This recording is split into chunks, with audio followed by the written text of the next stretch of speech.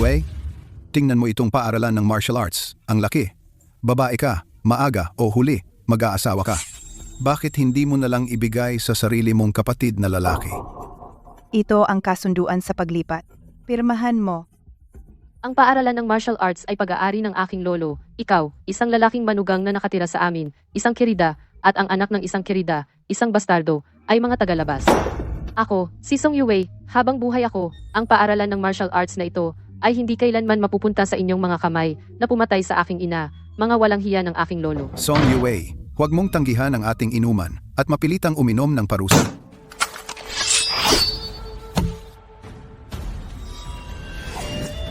Sige, subukan natin. Nilagyan mo ng gamot ang tsaa ko. Nagpractice ka ng martial arts mula pagkabata at ipinanganak kang may pambihirang lakas, kaya kailangan kong gumamit ng lansihin. Anong ginagawa mo? Bitawan mo ako, walang hiya ka. Bitawan mo ako. Bitawan mo ako.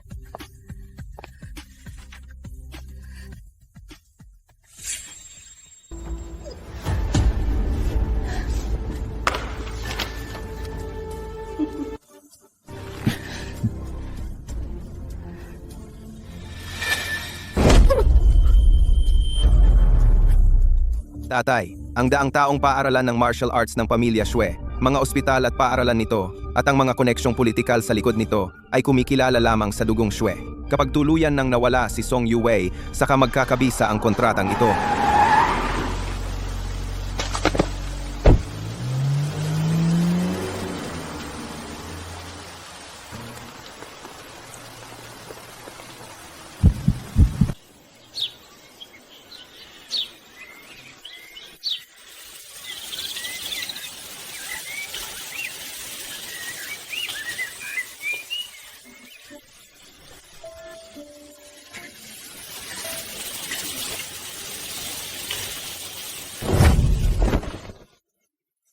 Gising ka na. Iniligtas mo ako. Ibibigay ko sa iyo ang kahit anong gusto mo. Mayroon na akong lahat ng kailangan ko. Wala akong nanay. Pwede kang maging nanay ko? Kumusta, nanay?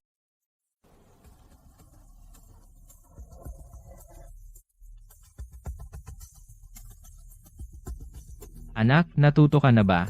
Ginoong Fu, ang binibini, ay lalong nagiging mahilig sa gawaing bukid at nakahanap siya ng tangang asawa para sa iyo. Kalokohan. Kalokohan. Pupunta sa probinsya?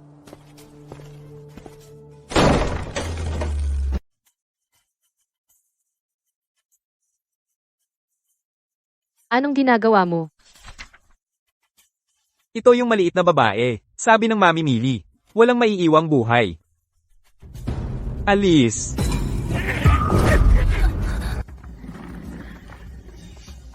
Lahat, bumangon.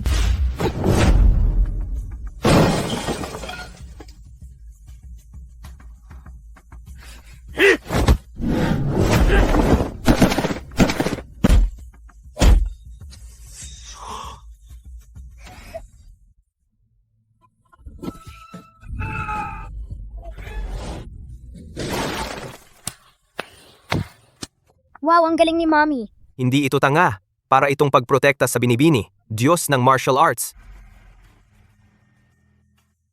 Salamat sa pagligtas sa anak ko. Guro Fu.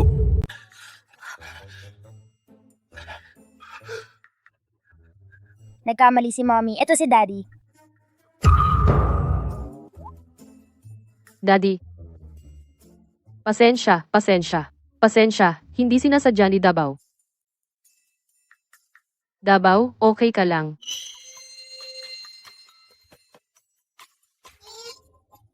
Bakit may 8 kang tiyan? Ayos lang ako. Dabaw? Hindi naaalala ni Mommy ang sarili niyang pangalan. Ako ang nagbigay sa kanya ng pangalang iyon. Maganda, di ba? Hindi siya mukhang masamang tao.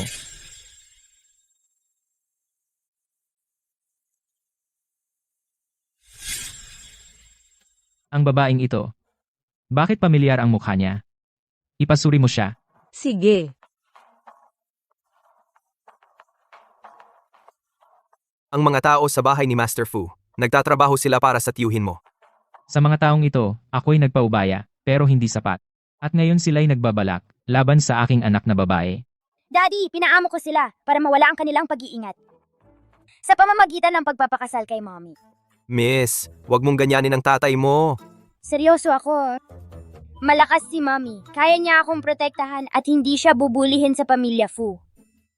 Siya ang pinakamagandang kandidato para maging asawa mo. Ano ang ibig sabihin ng asawa? Ang asawa ay isang taong makakasama ni Xiaobao habang buhay. Kumusta? Ang pangalan ko ay Fu Tingyuan. Ako ay 20. May anak akong babae. Magulo ang pamilya ko. Papakasalan mo ba ako? At magiging asawa ko? Makakasama ko si Xiaobao habang buhay. Gusto ni Dabao, payag si Dabao. Mabuti. Master Fu, ang binibining ito ay may sugat sa ulo, naapektuhan ang kanyang memorya at talino. Sa kasalukuyan, may katalinuhan siya ng 5 taong gulang. At saka, nanganak na siya dati. May anak na siya. Hindi. Paano magiging Mrs. Fu? Hindi man lang siya nag-aalala na ako ay may kapansanan. At may anak siyang babae. Anong karapatan ko para hatulan ang kanyang nakaraan? Ang babaeng iyon noong gabing iyon, hinahanap ko sa loob ng 5 taon. Hindi ko pa siya natagpuan. Kailangan din ni Xiaobao ng isang ina. At ang pagpapakasal sa isang simpleton ay tiyak na magpapagaan ng kanilang mga alalahanin. Pero, Tama na. Xiaobao, magbihis ka. Iuwi na natin ang 2 bata.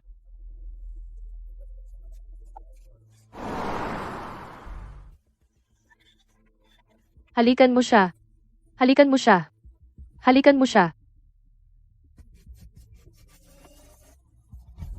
kuya, narinig ko kay tatay na nakahanap ka ng simpleton para bilang asawa. Noong una, hindi ako naniwala. Pero totoo pala, sabi mo gusto mo ng babae. Dapat lumapit ka sa akin. Marami akong sawa na. Okay lang ang simpleton. At least hindi niya ako mamaliitin. Totoo, pero paano malalaman ng simpleton kung paano maglingkod sa isang lalaki? Maglingkod? Mga damit ba? Simpleton talaga siya. Turuan mo siya kung ano ang ibig sabihin ng maglingkod sa isang lalaki. Hindi na kailangan. Mabagal si Dabao. Ako na mismo ang magtuturo sa kanya. Uy, pamilya tayo. Kuya, huwag kang masyadong formal sa akin. Pagod na ang simpleton sa pag-upo. Lumuhod ka at imasahe mo ako. At Hindi marunong si Dabao. hindi mo magawa ang simpleng bagay? Ay, talagang tanga. Tuturuan kita. Pindutin mo ng mas mahigpit. Mula taas hanggang baba. Naiintindihan mo? Simpleton. Mabuting aso.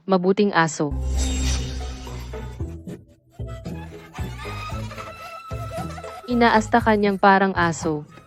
Naghahanap ng gulo? Naglakas loob kang saktan si mommy ko? Hindi ito lugar para sa isang maliit na cutie tulad mo para magsalita.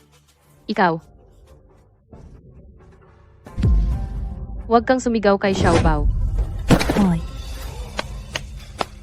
Bobo ka. Naglakas loob ka talagang saktan sila. Kayo dalawa, kunin sila.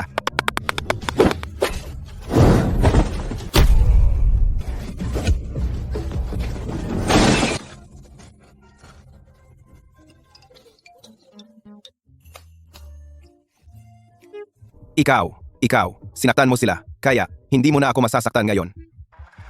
Dabao, bumalik ka.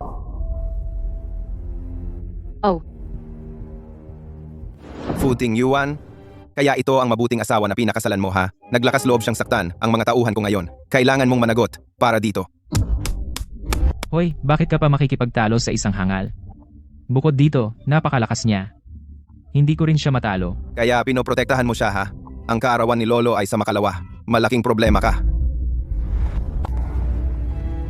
Mga walang kwenta. Umalis na tayo. Paalam. Sa totoo lang, Master Fu, hindi naman masama na pinakasalan mo ang babae. Noong nakaraan, binubuli ka nila at ang binibini. Haha. Ngunit ngayon, ito ang unang pagkakataon na nakita natin silang binubuli natin. Ang pinakamagaling ang Davao natin.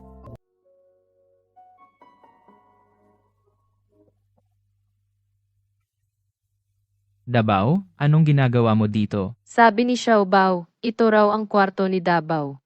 Maglalaro raw sina Ting Yuan at Davao. Bawal daw umalis si Davao buong gabi. Ang dami talagang daya ng Xiaobao na yan. Kaya, maging mabuting Davao ka. Matulog ka muna sa kabilang kwarto. Maglaro na lang tayo sa ibang araw. Ah. Ah.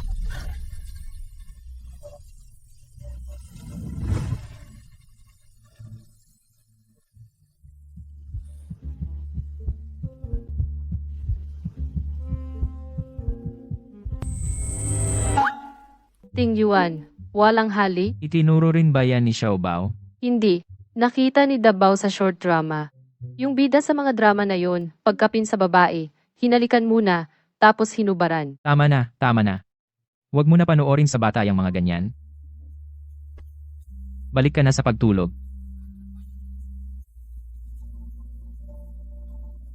Pero si Davao wala pa ring antok.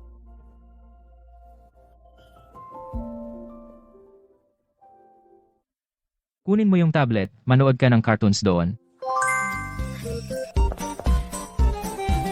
Pagkalipas ng 7 araw, sa Zoo Martial Arts School, gaganapin ang Succession Banquet, ang bagong tagapagmana, si Song Yaozo. Kung hindi tuluyang mawala si Song Yue, sakalang magkakabisa ang kontratang ito. Hindi. Davao, anong problema? Masasamang tao. Masakit ang ulo ni Davao. Takot si Davao. Pinakabagong balita, ang serial killer ng Haicheng ay naaresto na. Maging mabuti ka, Davao, hindi sasakit kapag pinindot ko ito. Mga binti. Ting Yuan. Kaya mong tumayo. Davao, magiging mabuti ka ba? Magiging mabuti si Davao. Kaya ayos na ang mga binti ni Ting Yuan. Hindi pwedeng sabihin sa mga hindi kakilala. Tanging ang mga malapit kay Ting Yuan ang nakakaalam nito. Kaya si Davao ang pinakamalapit kay Ting Yuan. Siyempre, Sige. Hindi kailanman pababayaan ni Davao si Ting Yuan. itong munting tanga. Medyo cute din siya. Hoy, Ting Yuan. Ayos ba ang ikatlong binti mo? Sa mga short drama, sinasabi nila ang lalaki ay may 3 binti. Hindi pa ito nakikita ni Davao. Alice, sinabi ko na sa iyo, manood ka ng mas kaunting short drama.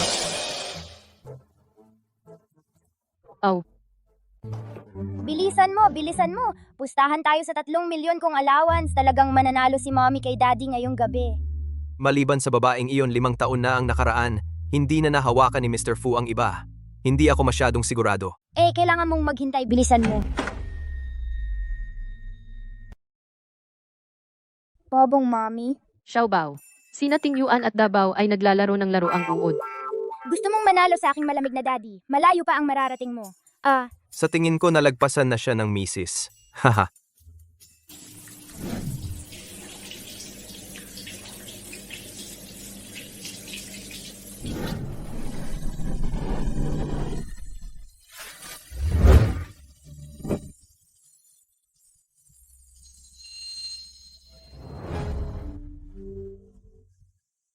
Handa ka na ba, Davao? Handa.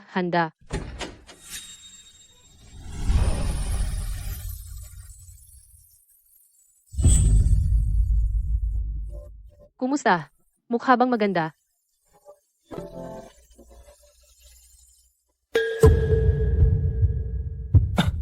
Ting Yuan.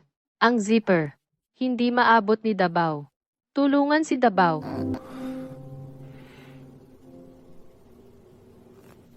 Nakakakiliti. Sobrang kiliti.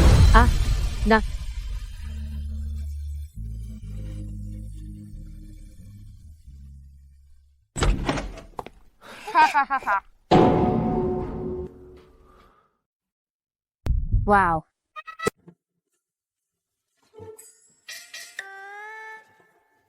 Wow. Hindi maganda ang suot na ito. At isa pa, ang okasyon ngayon ay ang handaan ng kaarawan ni Lolo. Magulo ang relasyon ng pamilya ko. Kailangan mong ingatan ang sarili mo, nakuha mo? Oo. Huwag kang mag-alala. Dabaw. Talagang poprotektahan ko si asawa ko at si Xiaobao. Magaling, Dabaw. Naway mabuhay ka ng mahaba tulad ng dagat silangan. Naway ang iyong buhay ay kasing haba ng bundok timog. Hahaha, salamat sa inyong lahat. Lahat maupo kayo. Maupo po. Lolo, gumastos ako ng malaking pera para makuha ang jade na imperial na berde sa subasta. Napakabihira. Isang natatagpuan minsan sa isang buhay. Mabuti. Napakabuti. Hahaha. Kuan Ming, kaya naman ikaw ang paborito kong apo. Lolo Fu, alam ko na mahal mo ang mga likha ni Guanzhong Yuan. Ito ang kanyang pinakamahalagang piraso. Napakabuti. Napakabuti. Binibini Jiao, napakaalalahanin mo. Matagal ko nang gusto ang pinta na ito.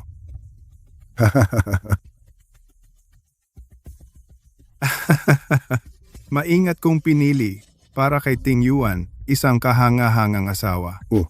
Siyempre, aalagaan ka niya ng mabuti. Ha ha ha. Tiyo.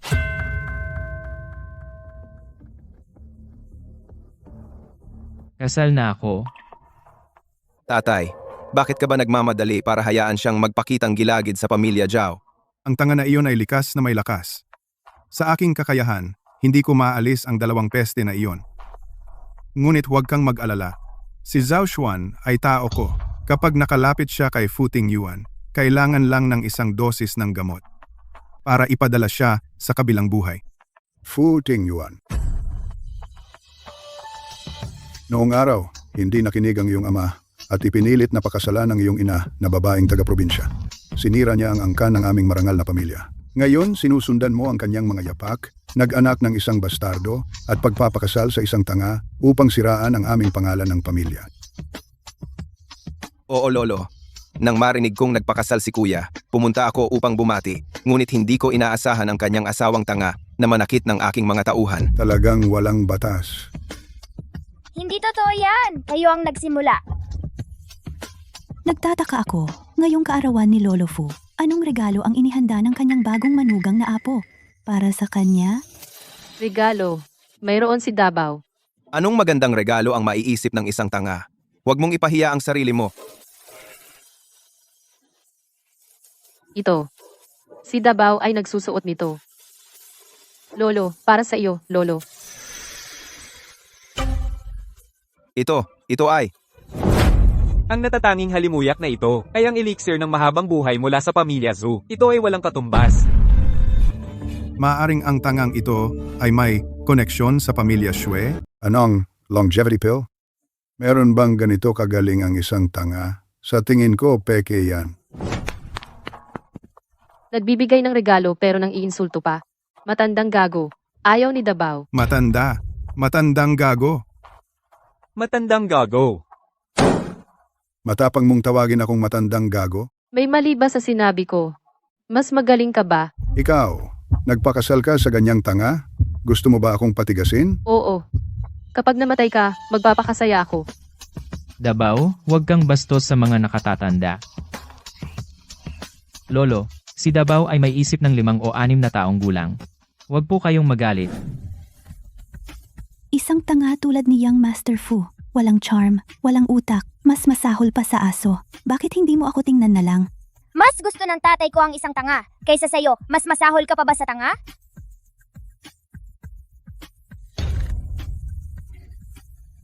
Kung gayon, magkaroon tayo ng patas na laban. Kung manalo ako, akin ang lalaking ito. Ano na bang nangyayari sa mundo? Biglang lumalabas ang Kirida para makipag-away. Oo, mahilig maglaro si Dabaw. Tangang-tanga, tumatawa ba? Talo ka talaga ngayon. Ang paligsahan ngayon ay sayaw. Bobo, sumayaw na ako mula noong bata pa ako. Inaasahan ng panalo. Ngayon, makikita kitang magpapakatanga ka.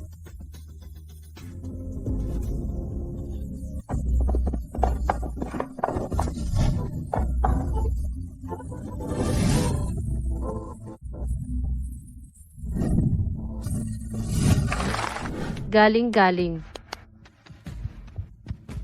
Sa mga maikling dula, ang magandang sayaw ay may bayad. Bobo, akala mo ako ay isang tagapagtanghal sa kalye? Turn mo na. Itong tangay hindi talaga marunong sumayaw. Parang tumatalon sa gusali. Ha ha ha. Sumayaw. Anong maganda sa pag-aaral ng mga sayaw ng dayuhan? Kung gusto mong matuto ka ng sayaw ng espada ng sino. Tuturuan ka ni Lolo.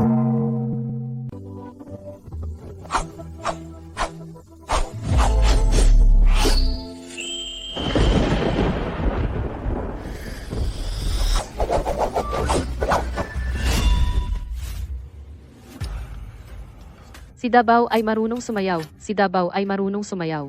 Ito ang sayaw mo? Ito ay sa pinakamabuti ay isang palaka na umiikot. Ha ha ha ha.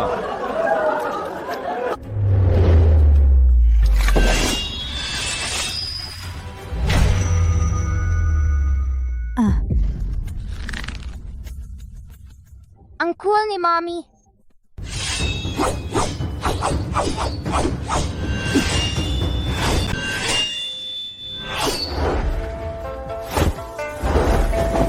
Talaga namang marunong sumayaw si Mommy.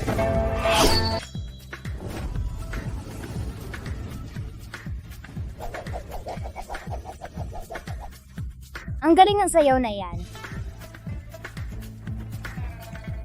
Imposible. Totoo bang wala siyang alam o nagpapanggap lang? Masama ang mangbuli kay Ting Yuan. Si Dabaw ay tuturuan ng leksyon ang mang-aapi na iyan.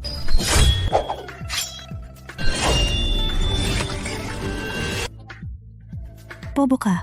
Anong ginagawa mo? Tama yan, Mommy. Bugbugin sila hanggang sa mapulpol. Galing. Talagang galing. Mga bantay, bigyan ng bobong ito ng tamang leksyon. Ang sayaw ng espada ni Tio ay malalaki ang galaw, kaya hindi maiiwasan ang aksidenteng pananakit. Bilang nakatatanda, sana maintindihan mo. Tinatawag ko yung walang respeto, basura na walang galang sa nakatatanda. Kung hindi natin siya turuan ng leksyon ngayon, ang pamilya Fu ay maaring kunin na lang ang kanyang apelido. Salakayin. Huwag mong galawin si Mommy ko! Gaano katagal nang kilala ng maliit na bastos na iyon ang gunggong na iyon at lumingon na siya laban sa atin. Habulin din siya. Turuan silang dalawa ng leksyon. Kahit kailangan kong ilabas ang tunay kong lakas, hindi ko hahayaang may mangyari kay Dabaw at Xiaobao.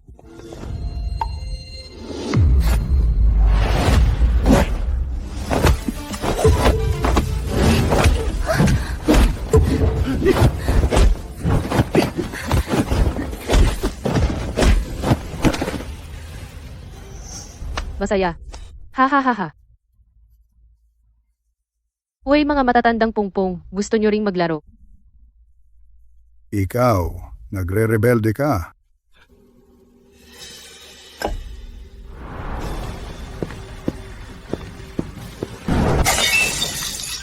Dabaw? Mommy!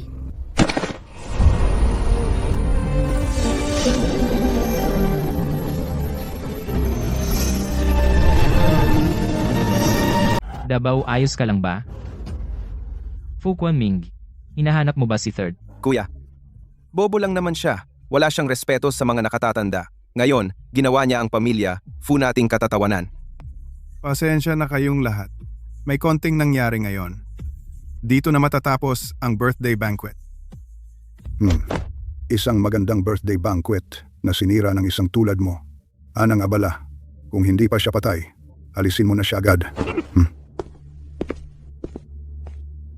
Dabaw, wag mo akong takutin. Magsalita ka naman. Mommy. Assistant Wang, ihanda ang sasakyan para pumunta sa ospital. Itong bobong ito, natatakot ako na huling hininga na lang niya. Kayo, kung hindi pa siya patay, tapakan mo pa siya ng ilang beses para hindi na siya kumapit sa pamilya Fu bilang isang lump at Kung maglakas loob kang galawin siyang muli, babayaran mo. itong mahinang tao. Bakit siya matapang ngayon? Anak, ang pakikitungo sa isa ay pareho sa pakikitungo sa dalawa. Mas mabuting asikasuhin na lang lahat ng tatlo ng sabay para maiwasan ang mga problema sa hinaharap. Mabuti. Sige, gamitin natin ang parehong paraan, gaya ng ginawa natin sa kanyang mga magulang. Sabihin nating naaksidente sila sa sasakyan, sa daan papuntang ospital, ang buong pamilya, na tatlo, ay namatay. Hahaha. isang lump at isang bastardo. Ano ang magagawa mo sa akin ngayon, kuya? Tara na sa lanbara. Ang pamilya Shui ay nahulog sa kamay ng pamilya Song. Si Ting Yuan ay wala ring kwenta, isang kaawa-awang tao na walang katayuan at hindi natin maaaring ibunyag ang ating pagkatao. Bobong hayop ka. Pakawalan mo ako. Bitawan mo, sige. Ay. Bobong idiot ka. Lalabanan kita. Davao, mag-ingat.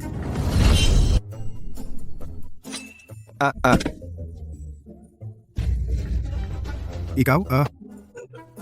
Tiyo, gusto mo bang makipaglaro kay Davao? Ako? Anong hinihintay mo? Tulungan mo ako. Masyadong malakas ang babaeng ito. Hindi rin natin siya matatalo. Maging mabuti ka, Davao. Huwag mong takutin ang tiyuhin mo. Tiyuhin.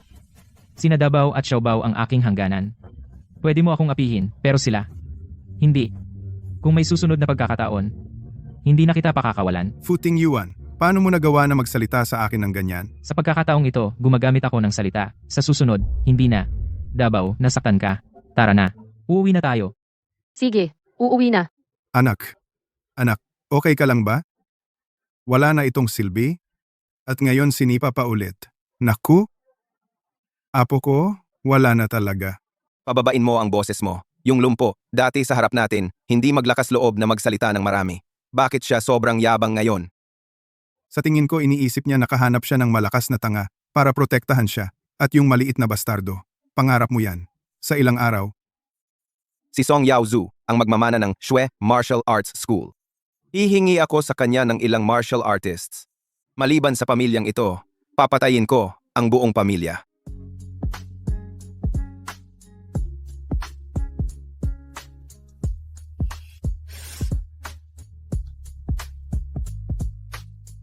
Aray. Saka ako magiging mas marahan. Tatay, kaya mo ba? Ako na. Hipan-hipan, hindi na masakit, mommy. Kung nandito pa ang anak ko, kasing edad na ni Xiaobao. Anak ko. Nasaan ang anak ko? Hindi ko alam. Nanan. Malapit na tayong makuha ang mana ng Shui. Sino ang mag-aakala na ang babaeng ito itago ang bata at iwan ang ama? At ang bata? Naalagaan? Huwag kang mag-alala, nanay. Ibinigay sa isang pulubi. Matagal nang ipinadala palabas ng Haicheng.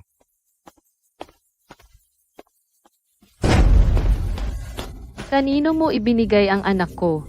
Ibalik mo sa akin ang anak ko.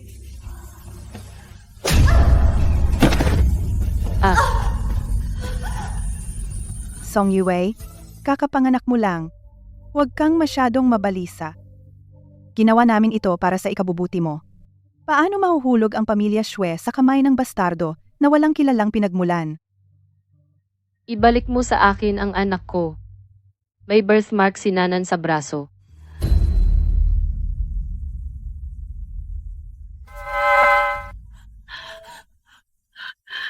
Nanan. Mommy, sinasaktan mo si Xiaobao. Davao, anong problema? Saan mo nakuha yan? Oh, ito. Nakuha niya ito noong 3 kaarawan niya. Ang pamilyang iyon, bukod sa anak ko, sinubukan din nila akong patayin. Isa-isa. Babalikan ko sila ng paunti-unti. Hoy, daddy, mula nang bumalik si mommy, nagiging kakaiba ang kilos niya. Natamaan ba siya sa ulo at naging mas tanga? Davao, Hahahating Yuan, ang laki ng mga kamay mo. Davao, bitawan mo. Namumula ka sa simpleng paghawak ng kamay, may anak na tayo, paano ka pa nahihiya? Habang nagpupumilit ang lalaking ito, mas lalo ko siyang nakikitang guwapo. Ang kuripot ni Ting Yuan. Ayaw man lang niya akong hawakan ang kamay niya. Davao, tigilan mo na.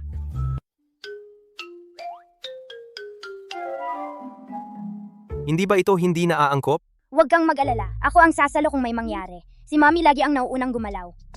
Walang kwenta si Daddy. Dabaw, bumaba ka. Malapit na ang heirs banquet. Kailangan nating mabilis na makahanap ng ilang mga dating miyembro ng board para talakayin ang estratehiya. Pwede nang bumaba si Dabaw, pero kailangan ni Ting Yuan na ipangako kay Dabaw ang isang bagay. Ganito. Paano ako maglalakas loob na hindi mangako? Gusto ni Dabaw na lumabas at maglaro bukas. Lumabas at maglaro. Hindi.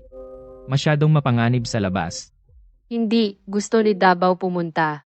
Mahal, ipangako mo na lang kay Dabaw, okay? Mahal. Sinabi ko sa'yo na bawasan mo ang panonood ng maiikling drama. Sige, susundin ko ang sinabi ng asawa ko. Lalabas ako bukas. Si. Ang bait mo naman. Kaya pala ang pamilyang iyon ay nambubuli sa'yo ng sobra. Kailangan mo pa rin ako para protektahan ka. Hehehe, ang galing. Si Dabaw ay lalabas bukas. Bakit gising ka? Wala na naman ang bunso kong kapatid. Nako. Fu Xiaobao. Tatay, sinabi ko sa'yo, hindi ito para sa mga bata. Nagpumilit si Assistant Wang na pumasok ako at makinig. Uy, ma'am, ako. Kalahati ng sweldo mo. Matulog ka na.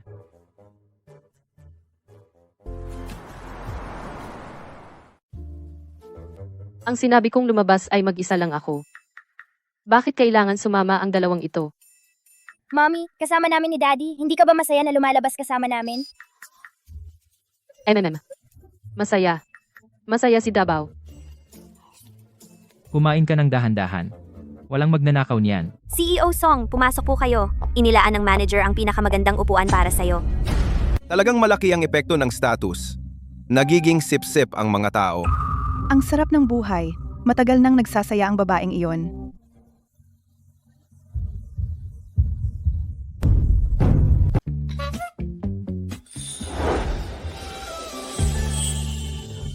Hindi ko makita. Magpanggap kang wala ako.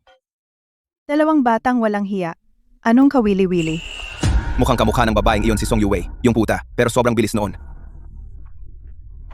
Hindi ko nakita ng malinaw. Paano naging posible iyon? Ako mismo ang nagsuri sa kanya. Wala na siya. Hindi, kung sakali, kung siya talaga iyon. Pagkatapos, ipapadala ko siyang muli sa impyerno. Ma, tingnan mo.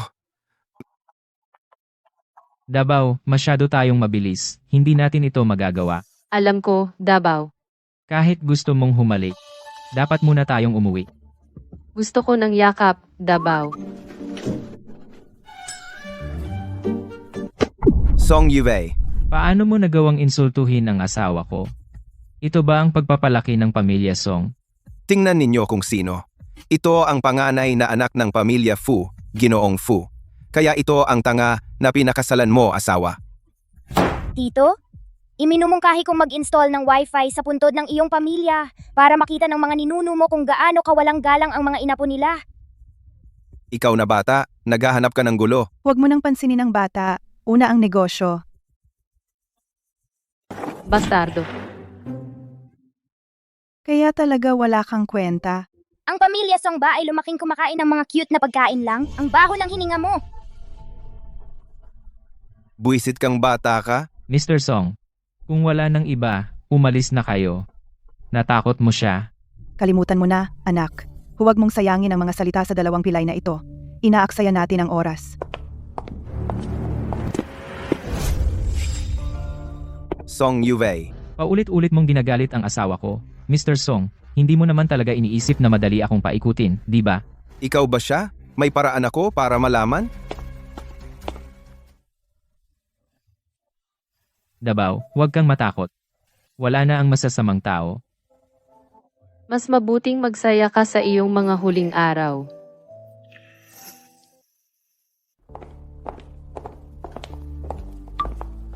Guan Ming, ang kuya mo ay ang babaeng mangmang at pulubi. Kung magkakaroon ka ng pagkakataon, kumuha ka ng litrato para sa akin. Talagang pinaghihinalaan mo ang mangmang na iyon na si Song Yuwei? Mas gugustuhin kong maging ligtas kaysa magsisi.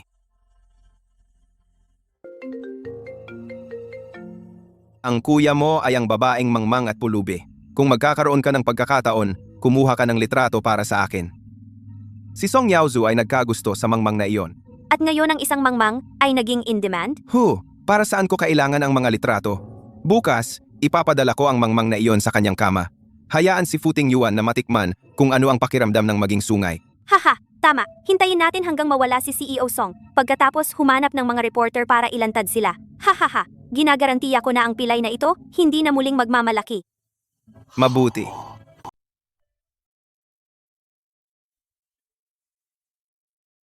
Pumunta ang madam at ang batang dalaga sa kindergarten. Pumunta si Mr. Fu sa opisina. Sinabi nila sa amin na siguraduhin hindi ka lalabas.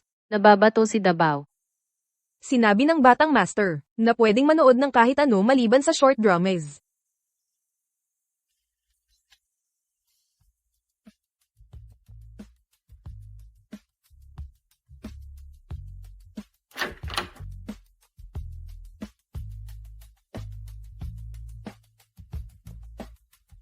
Sinusubukan mo akong bitagin. Hindi pwede. Madam, bumalik na kayo sa loob. Kung mapilayan kayo, hindi namin maipapaliwanag kay Mr. Fu.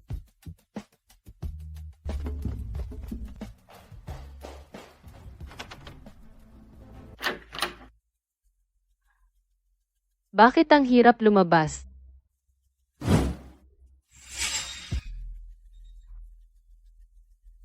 Gusto mong lumabas at maglaro? Gusto ni Dabao lumabas at maglaro. Halika, Bobo. Isasama kita sa labas para maglaro. Ano kaya ang panloloko ang gagawin ng taong ito? Bahala na, naghihintay pa ang mga shareholders. Lalabas muna ako at aalamin ko na lang mamaya. Ang galing. Lalabas si Dabao para maglaro. Second Master Fu, hindi pwede yan. Sinabi ni Mr. Fu na bawal lumabas si madam. Umalis ka. Sino ba si Fu Tingyuan? Matapang harangan ang daan ko. Para yatang sawa na siya sa buhay. Bilisan nyo! Tawagan si Mr. Fu. Mr. Fu, sa pagkakataong ito ang CEO mula sa Country M ay personal na makikipagnegosasyon sa inyo. Kung matapos natin ang deal, ang kumpanya natin ay magiging ang tanging nangungunang kumpanya sa Haicheng. Kumusta, Ginoong Fu? Masamang balita. Tumakas si madam kasama si Second Master Fu. Ano? Ipagpaliban ang pulong. Itutuloy natin sa ibang araw. Fu Quanming. Kung may mangyari kay Dabao, babayaran mo ng buhay mo. Bakit niya ako dinala sa hotel? Hoy, Yaozu. Eto, pinapadala ko sa iyo ang address ng hotel. Naghandog ako ng malaking sorpresa para sa iyo. Ha ha ha. Song Yaozu. Ano ang lalaruin natin ngayon? Sobrang excited si Dabao. Isang lalaki at isang babae. Ano sa tingin mo ang lalaruin natin?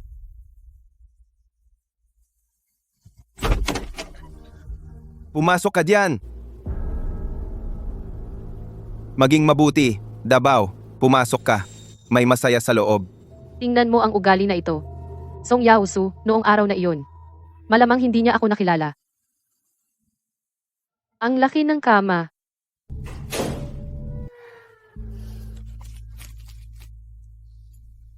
Kapag nahimatay ka, kahit gaano ka kalakas, hindi ka na makakalaban. Eto, inumin mo itong baso ng tubig. Maya-maya may darating na makikipaglaro sa iyo. Magsasaya talaga kasama ka. Si.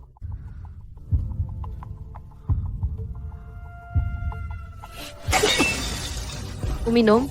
Uminom ka ng puwet mo. Ikaw. Ang halata ng intensyon mo. Akala mo hindi ko alam. May droga sa baso. 130 libra ng katawan. At bawat onsa ay purong masamang intensyon. Mabilis iyon. Second Master Fu, handa na ang mga reporter. Darating sila sa loob ng kalahating oras. Tandaan mong paalalahanan si President Song na umalis sa tamang oras. Gusto mo pa ring sirain ako gamit ang mga reporter? Second Master Fu, nandyan ka ba? Kung hindi ka sasagot, papasok na ako.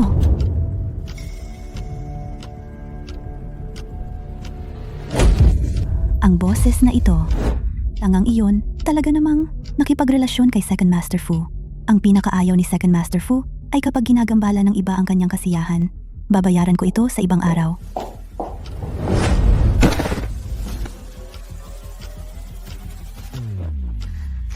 Nilagyan mo ako ng droga, ha? Nag-utos ka ng tao para makipaglaro sa akin, ha? Tinawagan mo ang mga reporter para sirain ang reputasyon ko, ha? Ngayon, hayaan ninyong maranasan ng dalawa kung ano ang ibig sabihin ng anihin ang iyong itinanim.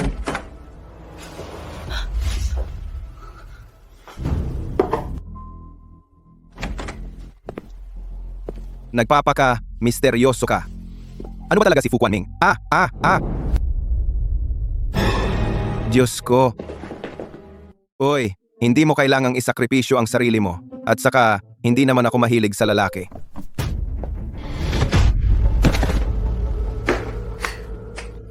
Hindi ka rin makakatakas.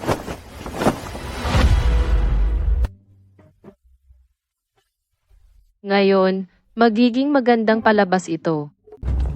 Nalaman mo ba? Aling kwarto ba talaga? Ginoong Fu, Kuwarto 422. Si Fu Quanming ang nagbook ng Kuwarto 422. Bilisen, bilisen. Ang bagong manugang na babae ng mayamang pamilya ay nagtataksil sa labas. Malaking balita ito. Ginoong Fu, hindi naman ibig sabihin. Gusto ni Fu Quanming na sirain ang reputasyon ng babae. Sino ang mga has na magulat? I-blacklist sa industriya? Ginoong Fu, totoo bang may ganitong eskandalo ang pamilya mo? Nandito ka rin para hulihin sila sa akto. Ang mga bagay-bagay ng pamilya Fu, that ay wala kang pakialam. Kung kahit isang salita ng eskandalo ngayong araw, kumalat, tapos na ang inyong mga karera.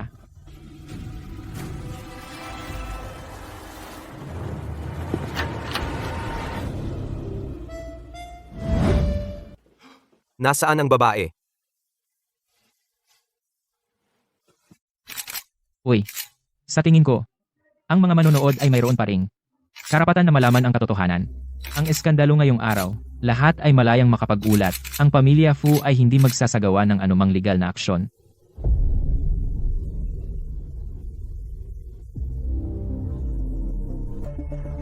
Bilisen, bilisen. Bakit may dalawang lalaki? Mas nakakaakit kung dalawang lalaki.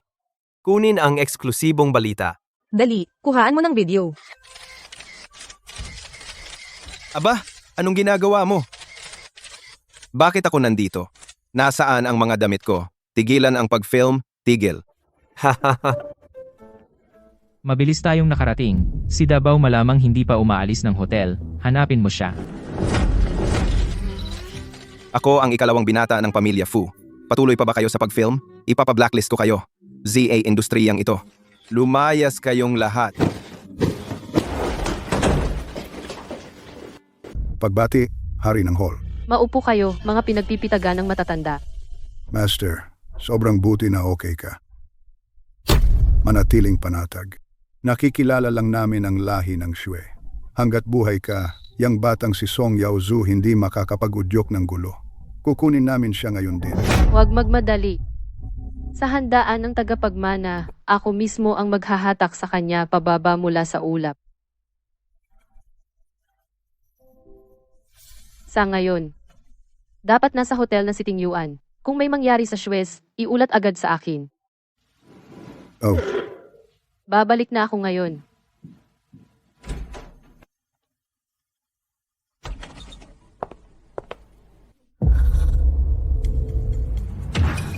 Ting Yuan, Davao, ano ginagawa mo dito? masaya si Davao, masaya. Ang mga matatandang ito ay naglalaro ng bahay-bahayan kasama si Davao. Hehe, tama. Laro? Nag-iiwan kami ng masaya. Kumusta sina Fu Quanming at Song Yaosu? Ano na? sila gusto ring maglaro ng laro ng pagtulog kasama si Davao. Pero hindi pa inaantok si Davao. Iginiit nila na maglaro, kaya binigyan sila ni Davao ng suntok bawat isa at pinatulog sila. Hehehe. Bobo mong bata. Sa bawat pagkakataon, ginagawang magandang kapalaran ang sakuna. Salamat at okay ka. Hindi mo alam kung gaano natakot si Master Fu kanina. Kahit sabihin natin, baka hindi maintindihan. Tapos na sa klase sina Davao at Xiaobao. Sunduin natin si Xiaobao at umuwi. Sige, sunduin si Xiaobao at umuwi. Naiintindihan ko. Fu Ting Yuan. Salamat sa pag-aalala mo ng sobra sa akin. Sige, sunduin si Xiaobao sa eskwela.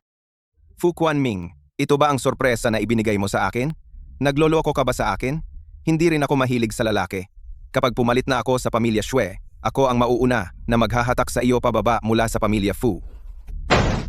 Buwisit, bakit ang sakit ng puwet ko? Tiyak si Fu Tingyuan at ang bobo na yon ang nagsama-sama laban sa akin. Maghintay lang kayo. Oo. Hindi komportable ang kotse na ito. Ah? Bakit hindi ka magmaneho? Ang kotse na may maliit na gintong palamuti. Binibini, Ginoong Fu, upang maiwasan ang binibini na mawalan ng ugnayan sa lipunan, espesyal na pinili ang ordinaryong kindergarten na ito para siya ay pumasok. Ang pagmamaneho ng mamahaling kotse ay masyadong halata. Talagang inaalagaan ng lalaking ito ang edukasyon ni Xiaobao. Xiaobao. Xiaobao. Mama, Ang basurang kotse na ito ay walang karapatang pumarada sa pasukan. Umalis kayo, mawala na. Hoy, anong ginagawa mo? Tingyuan. HMP, mga bingi ba kayo? Sa pasukan ng kindergarten, ang mga kotse na nagkakahalaga ng $500,000 lang ang pinapayagang pumarada. Bilisan mo at ilipat na ngayon. Paano kung $500,000 para sa gastusing medikal? Array. ha ha ha, sige mama, ang galing ni mama. Tama lang sa matandang maarte. Isang tandang ina. Isang lumpong ama. Hindi ba sapat na iyon para ikahiya? Anong ipinagmamalaki mo? Array, masakit. Bilang isang guro, nagtatakda ka ba para sa mga bata ng ganyang baluktot na mga halaga? Papa, ang matandang bruhang ito ay laging sinasaktan at pinapagalitan si Xiaobao. Hindi siya gusto ni Xiaobao.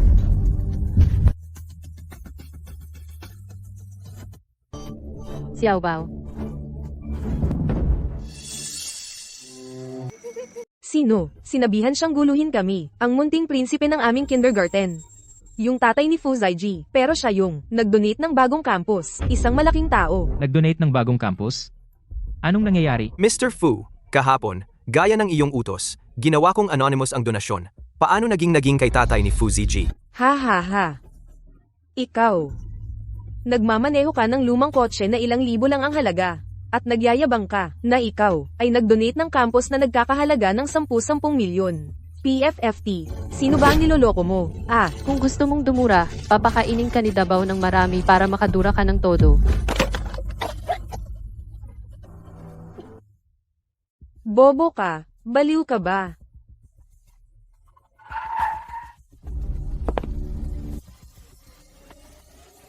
Oh, CEO Fu, sa wakas dumating ka na. Itong grupo ng mga mahihirap na talunan. Dahil pinapaboran ko ang anak mong si Zaiji. Nag-aaway dito. HMPH, isa na namang pamilya ng mga bitter na mahihirap, ha?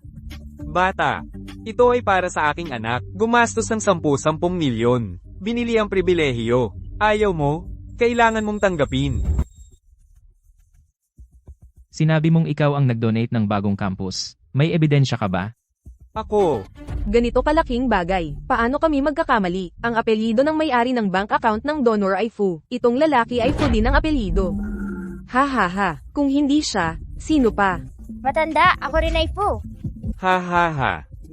Natawa ako. Ha ha ha. Ikaw, kasama ang bobo mong nanay, at ang pilay mong tatay, dapat munang makaahon sa kahirapan. Sige, magpatuloy ka sa pagyayabang. Donasyon ng 10 milyon. Gusto mo akong gayahin? Futing Yuan. Ang tapang ninyo, ha? Sandali lang. Anong pangalan mo? Fu Tingyuan. Oo, ako ang panganay na binata ng pamilya Fu. Futing Yuan. Tatay, may matabang baboy na nagpapanggap na ikaw. Sa tingin ko, dapat mong palitan ang iyong pangalan sa Futing Yuan. Bastos ka. Ang lakas ng loob mo akong insultuhan. Guardia. Halika dito. Turuan ko itong bastos ng leksyon. Tanga, kaya mo ba siyang protektahan?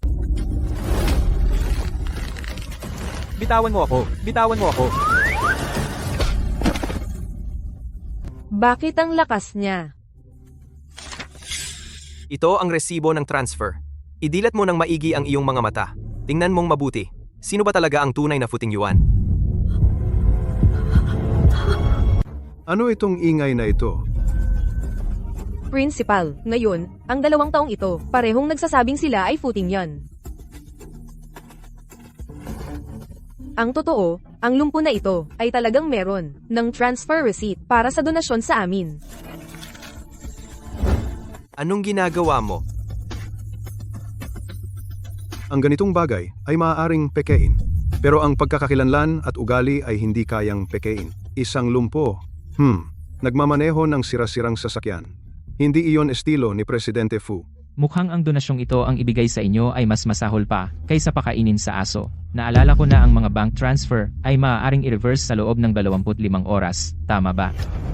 Tawagan ang bangko at i-reverse ito. Oo, aayusin ko agad. Hindi ka iiyak hanggat hindi mo nakikita ang kabaong. Hoy, Presidente Zhao, ang donasyon sa kindergarten i-reverse lahat pabalik sa account ng kumpanya natin. Sige.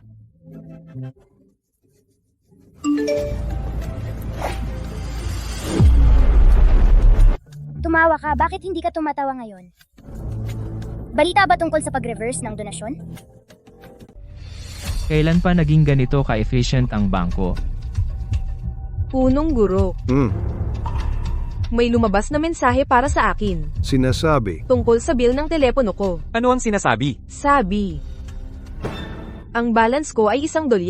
Bastardo kang lumpo. Hindi lang ikaw ang marunong umarte. Alam ko na, kung ako, si Puting Yuan, ay hindi magsasalita, walang manggahas na kanselahin ito. Mr. Fu, sinabi lang ni Manager Chow. Ang operasyon ay nangangailangan ng oras. Ginagarantiya nilang maibabalik ito sa loob ng 10 minuto. HMP, talagang nasasarapan ka na ngayon. Punong guro, nag-donate ako ng 10 milyon sa inyo. Ako ang inyong nangungunang kliyente, at hinayaan mo ang mga bastardong ito. Nahiyain ako ng ganito. Tingnan mo itong lalaki. Mukhang sobrang sigurado siya sa sarili niya. Paano kung hindi siya nagpapanggap? Haha, Mr. Fu, pakiusap, kalmado lang. 10 minuto lang naman. Hintayin natin at tingnan. Kung hindi ito ma-reverse, ipinapangako kong makakamit mo ang katarungan. Tingnan mo kung gaano siya karapok. Imposibleng siya si Fu Tingyuan. Sige, hihintayin natin. Kunin ang isang upuan para kay Mr. Fu upang makapagpahinga. Hahaha. Maupo po kayo, Mr. Fu?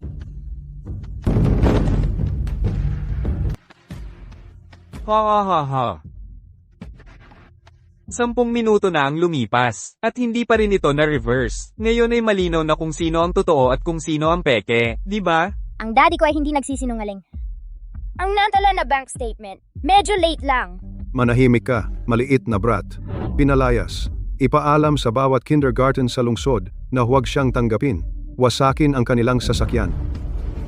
Para palamigin ang init ng ulo ni Mr. Fu.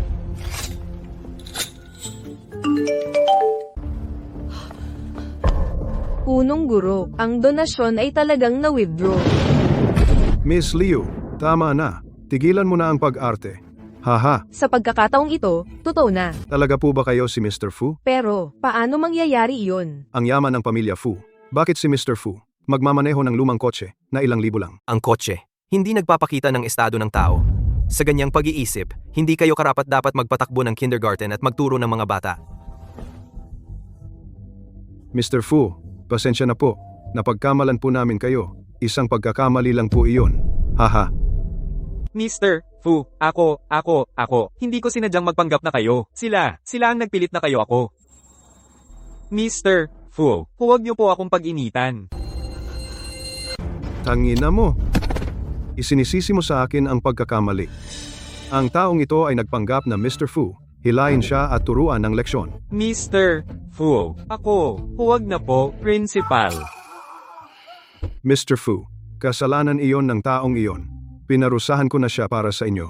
Ha, tingnan nyo ito, ang donasyon. Ang anak ko ay kakalabas lang sa paaralan.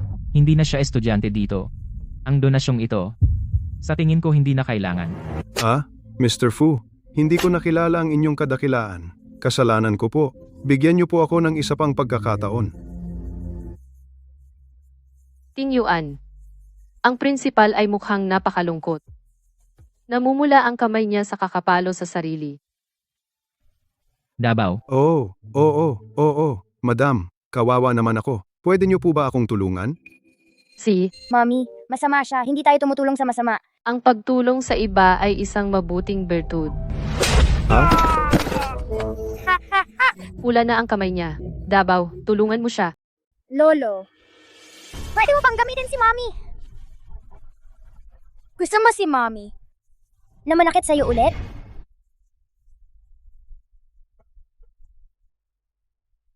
Wag.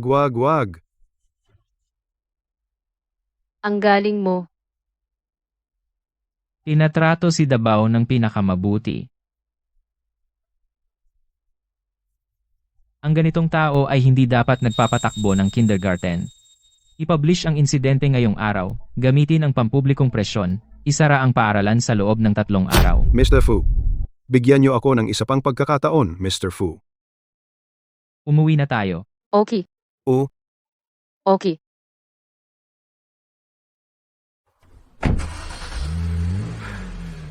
nagkakamali ka pa kung sino ang nag-donate. Ang paaralan ko ay sarado. Hindi ka rin magiging madali.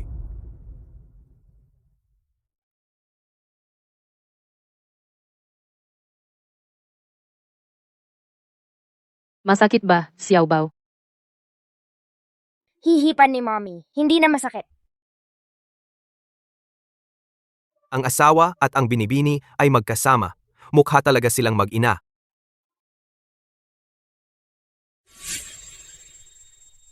Wag, nasugatan si Xiaobao. Ito ay mga pagkain na nagpapalala. Hindi makakain si Xiaobao. Pasensya na madam, papalitan namin agad. Isang tao na ang IQ ay katulad ng isang 5 taong gulang. Master Fu, sa tingin mo ba nagpapanggap ang misis? Malamang hindi, di ba? Nagpapanggap ba siya? Malalaman natin bukas sa pamamagitan ng test. Bakit niya ako tinitingnan ng ganyan? Nakakatakot. Hehe.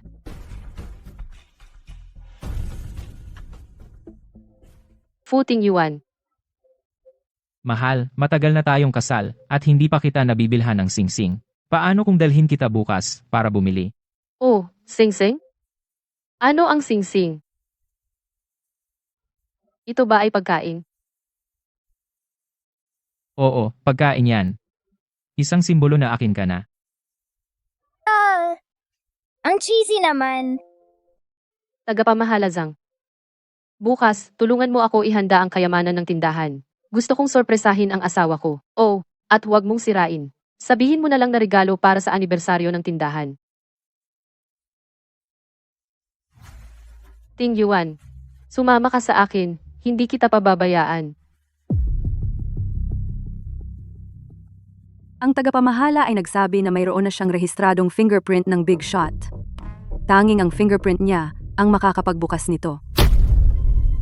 Sino ang Big Shot na ito? Sino ang makakapagpabili sa tagapamahala na ibigay ng libre ang kayamanan ng ating tindahan? Hindi biro, tiyak na mayaman at makapangyarihan. Ito ang tindahan na ibinigay sa akin ng lolo ko. Huwag mo itong guluhin mamaya. Hoy, ito. Gusto ng mahal ko ang tindahang ito. Oh, Mommy, mamaya bili na ang pinakamalaki. Kailangan mo pa ring lokohin ang bastard na yan.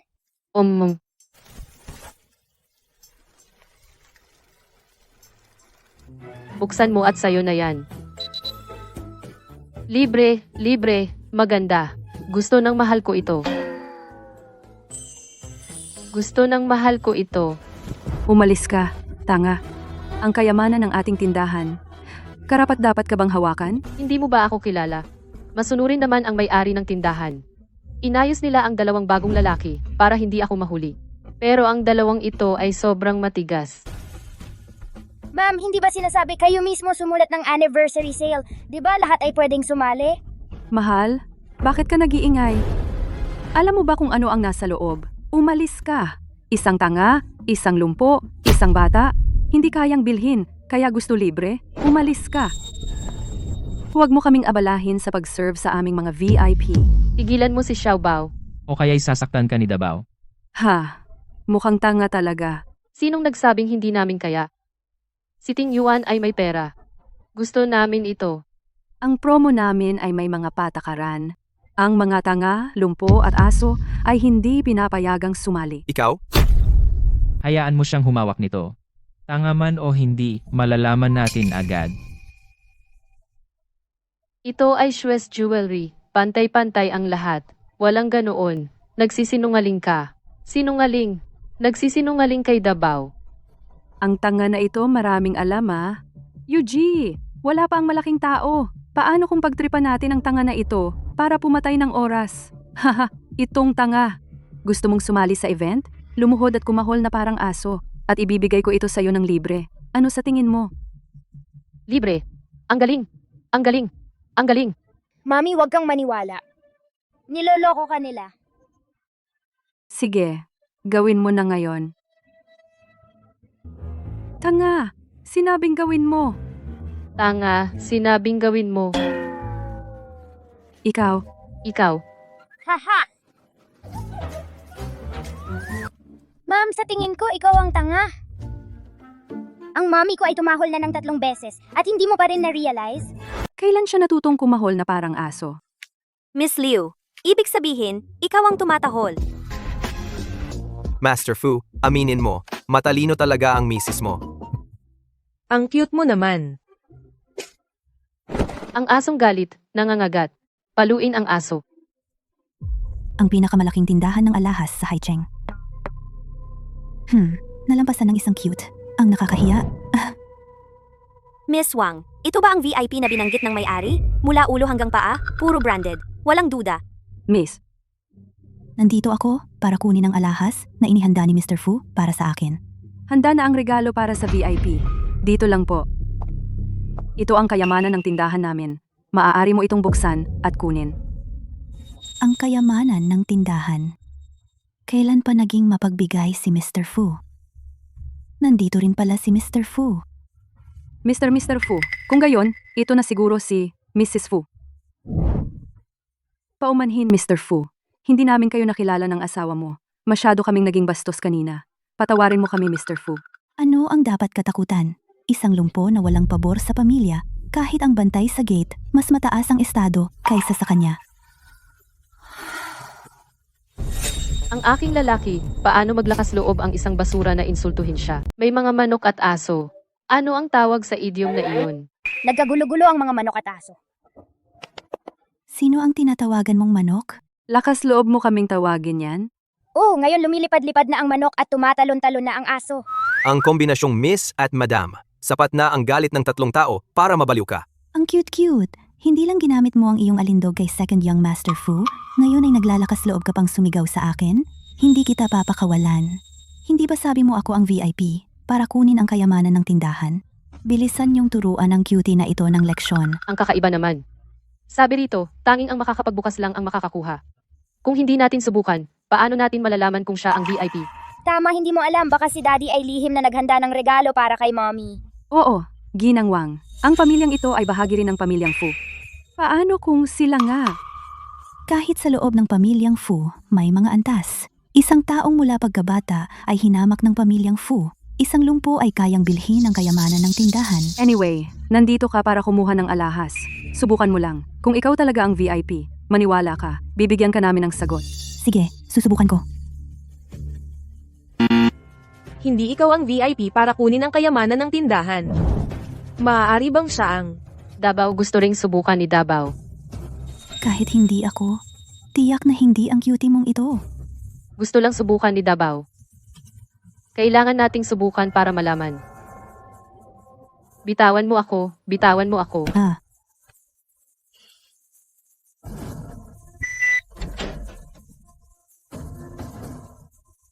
Siya talaga ang VIP natin. Maswerte si Dabaw na mayroon siyang tinyuan. Dabaw. Ang fingerprint mo paano nabuksan ang safe? Hindi rin alam ni Dabaw. Maswerte lang si Dabaw. Maswerte? Sa tingin ko, ikaw, cutie, ang may lakas. Ikaw ang sumira ng safe, diba? Miss, kanina, siya, talagang binuksan ang safe. Ibinebenta mo ba ang utak mo bilang paninda? Tingnan mo ang pamilyang ito. Sino ba sa kanila ang mukhang kayang bilhin ang kayamanan ng tindahan? Miss Wang, ang cutie na ito ay napakalakas. Posible bang sa pamamagitan ng brute force niya binuksan ang safe? Tulong! Tulong! Itapon ang pamilyang ito. Ang singsing ko. Maliwanag na nakasulat, buksan mo at kukunin mo. Nagsinungaling ka. Haha, cutie. Hindi mo ba alam ang kasabihan? Ang tindahan ang may huling salita sa promo? Palayasin sila. Ang asawa ko, ang asawa ni Fu Tingyuan, ay hindi basta-basta maaaring apihin. At sinabi mo na ito ay pagsubok para sa Madam. Sa tingin ko, si Mr. Fu, itong protector ng asawa, ay hindi mapigilan.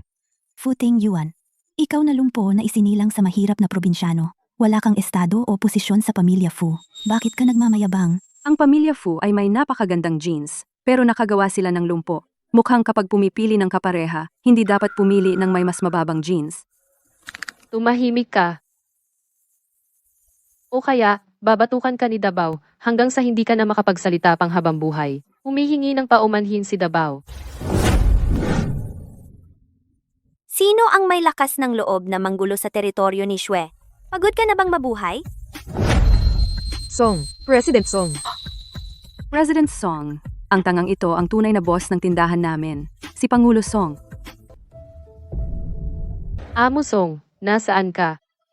Amo Song, ano to? Libre na naman, promo ng flagship, at nagkukunwari ka na naman na hindi ikaw si Amo Song? Ibig kong sabihin, ibibigay ng libre. Ang pagbibigay ng libre ay palaging talo. Dahil binuksan mo na, maningil ka na lang ng konting halaga bilang simbolo. Tagapamahala, ang flagship item natin. Paano natin ibibigay to sa babaeng to? At ininsulto niya, ang VIP na pumunta para kumuha ng alahas. Ako ay kay Master Fu. Kahit si Master Fu mismo ang pumunta, hindi niya kayang labagin ang patakaran ng tindahan natin. Ininsulto ng dalawang to ang asawa ng Dabaw ko. Hindi masaya ang Dabaw. Paano mo magawang tratuhin ang isang customer ng ganyan? Baliw ka ba? Sanayin ang aso. Kung marumi ang bibig ng aso, paluin ang bibig nito. Tapos hindi na maglalakas loob tumahol ang aso. Hehe. Binigyan ka ng tagapamahala ng paraan, at talagang tinanggap mo. Akala mo ba talaga ang tagapamahala ay makikinig sa isang babaeng tulad mo? Dalawang babae pa ring maglalakas loob tumahol? Tagapamahala. Magaling. Magaling. Tagapamahala, isang babae, at isang lumpo. Ano ang silbi ng pagsipsip sa kanila? Hindi nila kailanman mabibili ang alahas mo sa buong buhay nila. At may asong tumatahol dito. May tao. Pinangahasan niyang insultuhin ang VIP. Itapon siya sa labas. Turuan siya ng leksyon. Pakawalan mo ako. Ako ay kay Master Fu. Kilala niyo ba ang isa't isa? Hindi kami magkakilala. Ito lang ang patakaran ng pamilya Shwe namin, na ang bawat pumupunta sa tindahan ay panauhin. Dapat pantay ang trato natin sa lahat. Ngayon, may pagkakamali ang tindahan namin. Pumili ka ng kahit anong alahas mula sa tindahan, libre lahat. Hindi, sobra naman yun. Masama loob ko. Ingat. Amo, ang bait niya talaga. Para makabawi, binigay niya lahat ng alahas sa tindahan. Malaking lugi yon. Sinta. Hindi ba halata? Hindi nyo ba nakikita? Siya ang pinuno ng Shwe Martial Arts Academy at chairwoman ng Shwe Jewelry.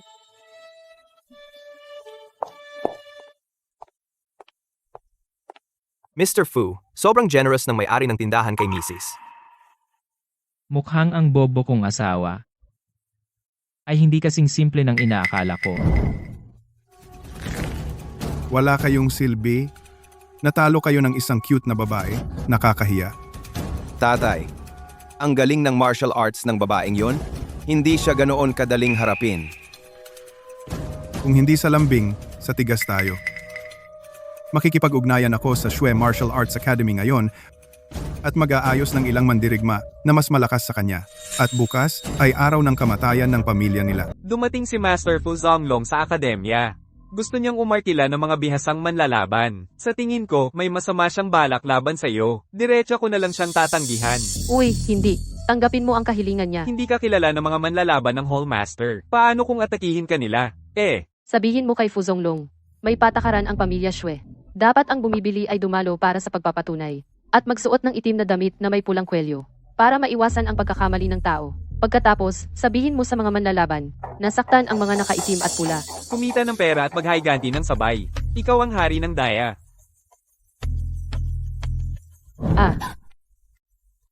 Kailan nakarating dito si Ting Yuan? Si Dabaw ay natututo mula sa maikling drama na iyon. Tumatawag ang punong ehekutibong opisyal. Tumatawag. Dabaw, ang galing mo gumaya. Tiyak na gutom si Dabaw. Handa na ang hapunan. Kumain na kayo.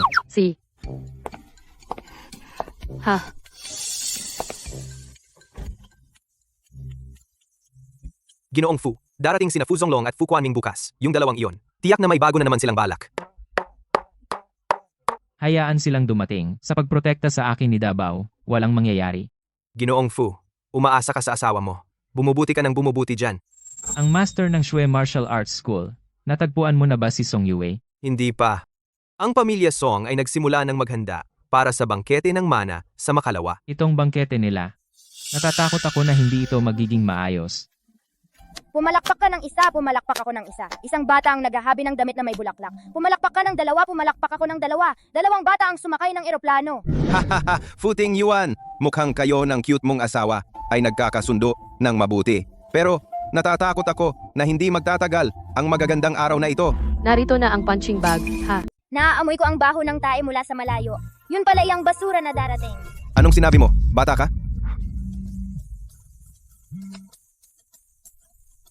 Bakit nagmamadali? Hindi magtatagal ang kayabangan ng pamilyang ito. Totoo. Ting Yuan, kung tutuusin, nakatatanda ako. Ipaserve mo sa kanya ng tsaa para sa akin. Hindi ba iyon patas? Tito, malamya si Dabao. Baka masaktan ka niya. Hindi malamya si Dabao. Marunong magsilbi ng tsaa si Dabao. Kahit siya na sinta, mas may modo pa sa iyo. Uminom ka, ubusin mo ang tsaa. At saka ko kayo papauwiin. Tito, uminom ka ng tsaa.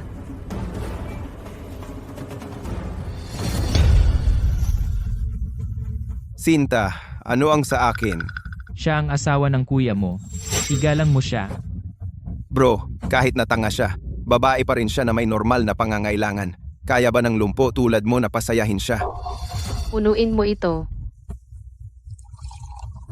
Ah, Anong ginagawa mo? ang baho mong sinta. Sinadya mo iyan, di ba? Sinabi mo sa akin na punuin ito. Ikaw. Itong babae. Paluin mo siya ng husto. Talagang umupa ng mga goons si Master Fu. Mukha silang matatapang. Hindi kaya ng babae ang mga yan, di ba? Pangalawang tiyo, anong ibig mong sabihin dito? Futing Yuan, 20 taon na ang nakalipas. Sana'y namatay ka kasama ng iyong mga magulang sa aksidenteng iyon ng sasakyan. Pero pinalad ka, napilayan ka lamang at nakaligtas. Ngayon, sa iyong tabi, may isang makapangyarihang munting cutie. Sa tingin mo ba hahayaan kitang mabuhay? Upang makipagkompetensiya sa aking anak para sa pamilyang Fu? Pangalawang tiyo, matagal na akong nagtitiis ng kahihiyan at nagdadala ng pasanin sa pamilyang Fu, hindi nangahas na lumampas sa aking hangganan. Sa iyong paningin, hindi mo ba kayang tiisin kahit ang aking pamilya? Ang pagpapanatili sa iyo ay magdudulot lamang ng gulo, maaga o huli. Futing Yuan, lumapit ka rito ngayon. Humingi ka ng tawad sa ngalan ng iyong cute na asawa. At baka payagan ko pa ang iyong pamilya na mamatay ng buo. Managinip ka pa. Ikaw na tanga na may tumor sa leeg. Sa tingin mo ba karapat-dapat ka ng paghingi ng tawad mula sa aking tatay? Hindi mo alam kung kailan ka mapalad. Malapit ka nang umiyak. Oo, iiyak ka. Kumakain ka pa? Oras na para patumbahin ka. Sige.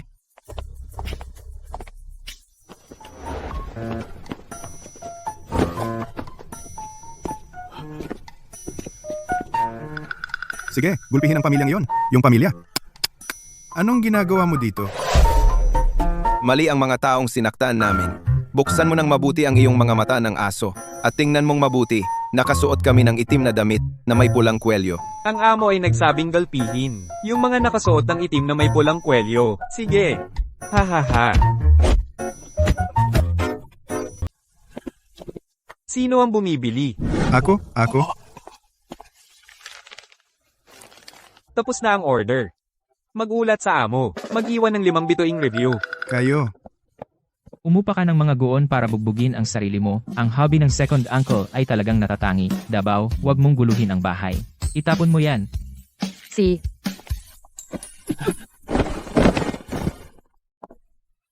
Tatay, ano ang nangyayari dito? Tinatanong mo ako? Wala akong alam. Gumastos ng pera at napalo pa. Aray. Kaya ano ang gagawin natin ngayon? Ngayong bumalik na siya, ang batang si Futing Yuan tiyak na kikilos na. Bukas sa inheritance banquet ni Song Yaozu, kailangan mong pumunta. Ayusin ng maayos ang relasyon. Ipabak sa kanya na ikaw ang tagapagmana ng pamilya Fu. Kung hindi, hindi natin malalaman kung paano tayo naalis. Ginoong Fu, siniyasat na namin ito. Yung mga nasa silid pulungan kanina na naglalaro kasama ang asawa mo ay galing sa Shues Martial Arts Academy. Shues. Ang master nila ay matagal nang nawawala at hindi sila nag-aalala. May oras silang lumabas kasama ang aming madam. Hindi sila nag-aalala dahil nahanap na nila siya. Nahanap siya?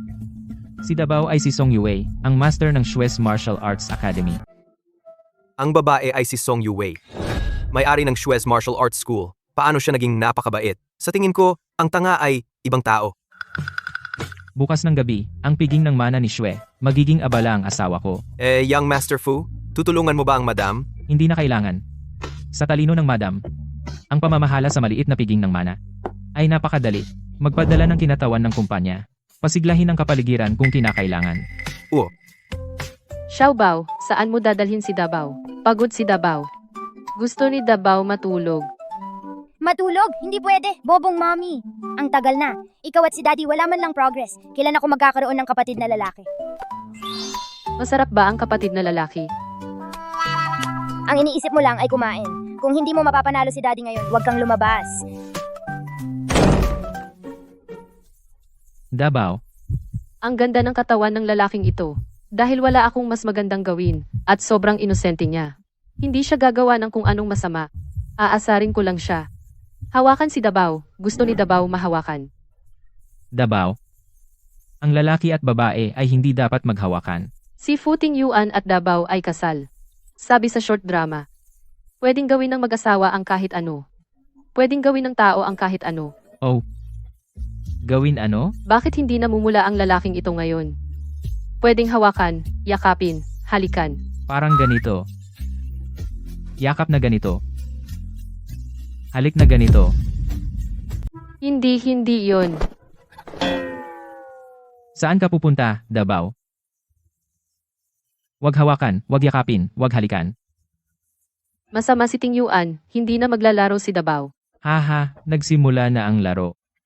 Hindi mo pwedeng tapusin mag-isa. Anong problema ng lalaking ito ngayon?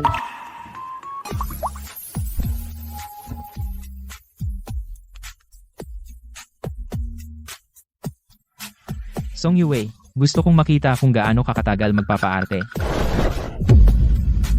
Sinabi ni Tingyuan. Si Dabao ay bata pa. Hindi mo pwedeng. Si Dabao ay, alam mo ba kung ano ang gagawin ni Tingyuan? Ang talino ni Dabao. Tingyuan, si Dabao ay tanga. Hindi mo pwedeng gawin yan. Ang pagiging cute ay hindi nangangahulugang akala mo cute ka. Nahuli ka na, Song Yue. Ikaw.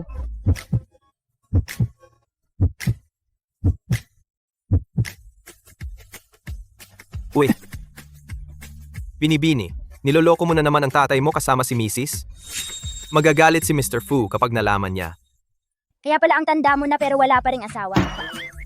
Assistant Wang, sa pagkakataong ito, si daddy ang nag-udyok sa akin. Naging matalino si Mr. Fu. Pero depende kung pumayag si Mrs. Hay, ang bagal! Ang lakas ng mommy ko.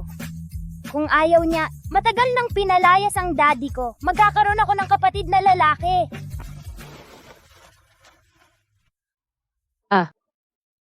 Mommy, nasan ang kapatid ko? Saan mo siya itinago? Xiaobao, hindi pwedeng ipanganak ang kapatid sa isang gabi.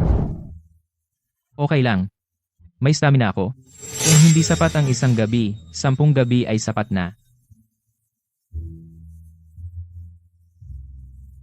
Teka, Mommy, hindi ka na tanga? Sinong nagsasabi na hindi ako bobo? Hindi ako bobo.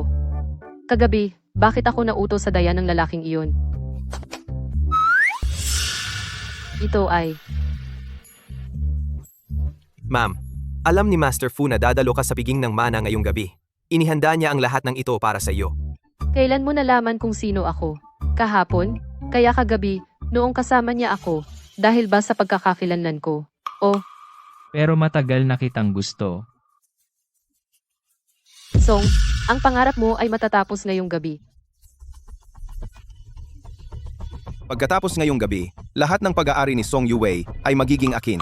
Ang mga matatandang iyan sa Shui Martial Arts School ay napakalumang school. Ang lahi lamang ng Shui ang kinikilala nila. Walang magiging problema ngayong gabi, di ba? Ang lahi ng Shui. Sa mundong ito, kailangang may lahi ng Shui silang kilalanin. Mr. Song, ang Zoo Martial Arts School ay may magagandang koneksyon sa politika. Kapag minana mo na ang Zoo Martial Arts School, ikaw ang magiging pinakahinahangad na panauhin sa Haicheng. Lahat ay magsisikap na pumabor sa iyo. Si Mr. Song ay nasa 21 pa lamang. At may ganito ng katayuan, isang huwaran para sa ating henerasyon. Haha, Mr. Song. Kinakatawan ko ang pamilya Fu at espesyal akong pumunta upang batiin ka sa pagiging tagapagmana ngayong gabi. Huwag mo akong kalimutan, ang iyong kaibigan, sa hinaharap. Huwag kang mag-alala, kapag minana ko na ang Shui Martial Arts School, ang unang gagawin ko ay ilagay ka sa posisyon ng pamilya Fu tagapagmana. Hahaha, mabuti. Alyansa ng mga makapangyarihan. Mula ngayon sa Haicheng, walang mangahas na sumalungat sa atin. Oras na, magsimula na tayo.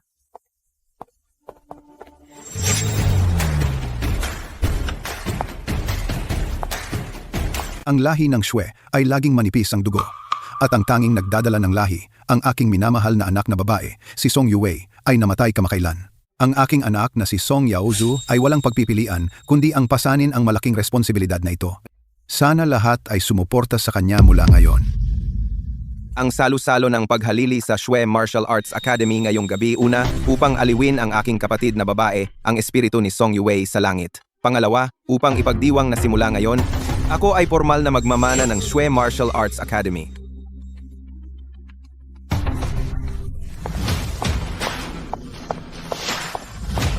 Isang manugang na nakatira sa bahay ng asawa na nakikipagsabwatan sa isang kerida ay sinaktan ng aming panganay na anak na babae. Ngayon ang dalagang babae ay nawawala na naman. Anak ng isang kerida, anong karapatan mo upang manahin ang aming Shui Martial Arts Academy? Aming Shui... May iba pa bang tutol? Tutol ako. Tutol din ako. Ngayon ako, bilang tagapagmana ng Shui Martial Arts Academy, sasabihin ko sa inyong lahat, tanggal na kayo sa trabaho. Dahil hindi kayo miyembro ng pamilya Shui, palabasin ninyo sila. Hahaha, sino pa bang may tapang na tumutol? Song Yue, hindi ba siya namatay? Tao ba ito o multo? Paano naging napakaswerte ng putang ito? At kailangan pa niyang magpakita at magdulot ng gulo sa ganitong pagkakataon. Isang bagay na pag-aari ko na. Hindi niya ito kukunin. Hindi siya patay. Papatayin ko siyang muli, ngayon din. Baliw ka ba? Kaya mo ba siyang talunin? O gusto mo bang, sa harap ng lahat, gumawa muli ng isang maruming laro? Hindi ako patay. Nagulat ka ba? Nagulat? Anong dapat ikagulat? Futing Yuan, paano kanila pinayagang lumabas na ang cute mo? Hindi ito palaruan, at hindi ito laro ng bahay-bahayan. Umalis ka na ngayon. Pasensya na, lahat. Itong cutie, aalisin ko siya agad. Ituloy nyo lang. Sasabihin ko sa iyo, ang bangkete ngayon ay tungkol sa kooperasyon sa pagitan ng Angkang Shui at Fu. Ito ay napakahalaga. Kung masira ito, hindi kayang panagutan ni Futing Yuan ang resulta. Tungkol naman sa pakikipagtulungan sa Angkang Shui, kung hindi ako pumayag, sino ang maglalakas loob na sumang-ayon? Ikaw cutie, anong kalokohan ang sinasabi mo? Kung hindi ka aalis ngayon, maniwala ka man o hindi, gagawin ko ang iyong pilay na asawa, hindi na makita ang araw bukas. Sa tingin mo karapat-dapat kang magbanta sa akin? Baliw ka ba? Hindi ka na tanga. Tatay, matagal na tayong hindi nagkita. Nag-iisip lang ako, bakit siya sobrang kamukha ni Song Yue? Patay na si Song Yue. Siya si Song Yue. Ginoong Song, anong nangyayari? Siya. Lumabas ka. Anong Song Yue? Siya yung pilay ng pamilya Fu, yung bobo na asawa ng lumpo. Ang master ng Zeus Martial Arts School. Paano siya magiging bobo? Bakit ako naging bobo? Kailangan mong tanungin ang minamahal kong ama at ang minamahal kong kapatid. Binibini, kamukha mo talaga ang aking Yue. Pero patay na ang anak ko. Huwag kang mag-claim ng pagkakamag-anak dito. Nagpapanggap ka pang patay na tao? May konsensya ka ba? Nagpapanggap. Patay na ang kapatid ko. Ang taong ito ay isang impostor. Palabasin mo siya ngayon din. Sinabi ko sa'yo, ito yung bobo ng pilay na si Fu, na cute na asawa. Medyo kamukha lang ni Song Yue. Hindi magkakamali si Ginoong Song sa sarili niyang kapatid. Anong klaseng tao? Nagpapanggap na patay nilang anak, nagdadagdag pa ng sakit sa pamilya Song. Sige, dahil... Dahil ano, nasaan si Futing Yuan? Sabihin mo sa kanya na kunin ang cute mong at iuwi sa inyo. Fu Quanming, tuturuan ka ng iyong ate ng leksyon tungkol sa hindi pagputol sa sinasabi ng iba. Dahil sinabi mong hindi ako si Song Yue, itong kasunduan, kaya mo bang pirmahan kasama ako? Kung ako si Song Yue, ang 10% ng bahagi ng Shui's Martial Arts Gym na iyong dinaya sa aking ina, ay walang bisa. Kung hindi, magpapakamatay ako at hayaan si Song Yaozu na maging tagapagmana. Ano sa palagay mo? Ang pangatlong anak na babae ay masyadong tuso. Kung hindi tayo pumirma, mukha tayong may kasalanan. Kung pumirma tayo, paano kung may iba pa siyang pakana? Mawawala ang ating huling sangla. Sa tingin ko, hindi ka pa bumalik sa normal. Bakit siya papayag na pumirma ng kasunduan sa isang estranghero na tulad mo? Ikaw ay isang peke. Anong karapatan mong hingin na pumirma kami ng basurang ito? Master Fu, mukhang matigas ang ulo ng pamilya Song at hindi kikilalanin ang ginang. Sige, hayaan nating painitin ng mga tao ang apoy para sa mga Song. Nakuha ko.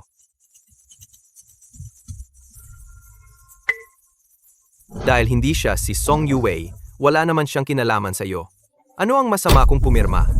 Oo, natatakot ang mga Song na pumirma. Hindi ba iyon nagpapatunay na siya ay si Song Yue? President Song, pumirma ka na. Para tumigil na ang babaeng ito sa paggawa ng gulo. Song Yue, ama mo ako. Kailangan mo ba akong itulak sa isang sulok na ganito? Sinabi mo lang na hindi ako anak mo. Kaya paano ka naging ama ko ngayon? Pumirma. Hanggat hindi natin inaamin, paano niya mapapatunayang ama niya siya? Miss, bibigyan kita ng 1 minuto para patunayan ang iyong pinagmulan. Kung hindi mo mapatunayan kung sino ka, sundin ang kontrata at kitilin ang iyong sariling buhay. Ha, 1 minuto. Hindi sapat ang oras para sa paternity test. Ang pagkakakilanlan ko bilang Song Yue ay hindi lang bilang iyong anak. Sa teritoryo ng pamilya Xue, maraming tao na magpapatunay kung sino ako. Ang cutie na ito ang master ng Xue's Martial Arts School, Song Yue. Paano nangyari ito? Anong kalokohan ang sinasabi mo? Ang master mo ay namatay na matagal na. Ang master ay lumaki sa ating dojo mula pagkabata. Matanda na kami, pero hindi naman kami bulag. Sa tingin ko may kasalanan at hindi maglakas loob umamin. Jisong, noong nawala ang master, wala ka bang kinalaman? Tama, wala na ang master. Kaya ang Xue's Martial Arts School ay naging kanila na. Tumahimik ka. Sabi ko tumahimik ka. Song Yue, buhay ka. Salamat sa Diyos. Nanay, bakit mo inamin? Basta buhay ang kapatid mo, sapat na iyon. Ang ginawa niya sa tatay mo noong araw, kalimutan na lang natin. Anong ibig mong sabihin? Lahat, baka hindi ninyo alam. Ngunit ang totoo tungkol sa pagkawala ni Yue ay sinubukan niyang patayin ang kanyang ama noong gabing iyon. Akala niya, patay na ang tatay niya, at tumakbo siya sa takot. Ano, naglakas loob pa siyang saktan? Ang sariling ama. Oo, nakita ko siyang sinaktan ng tatay ko sa sarili kong mga mata. Ang babaeng tulad nito, may pusong lason. Hindi karapat-dapat na maging tagapagmana ng Xues. Ang galing mo sa pagbaliktad ng sitwasyon, talagang mahusay. Kung magsasama sila, saan ako mapupunta sa pamilya Fu? Kailangan ko silang tulungan. Ang Xues ay may ganoong lason na tagapagmana. Sa hinaharap, sino ang maglalakas loob na makipagtulungan sa kanila? Sinusuportahan ko si Ji. Song na pumalit. Palitan si Song Yue. Lahat kayo rito. May bahagi sa Xues, kung susuportahan ninyo ako, pagkatapos ng seremonya ng mana, ang bahagi ng bawat isa sa Xues ay tataas ng 20%. Sinusuportahan ko rin. Sinusuportahan ko si Jisong. Hindi gagawa ng ganyan ang amo namin.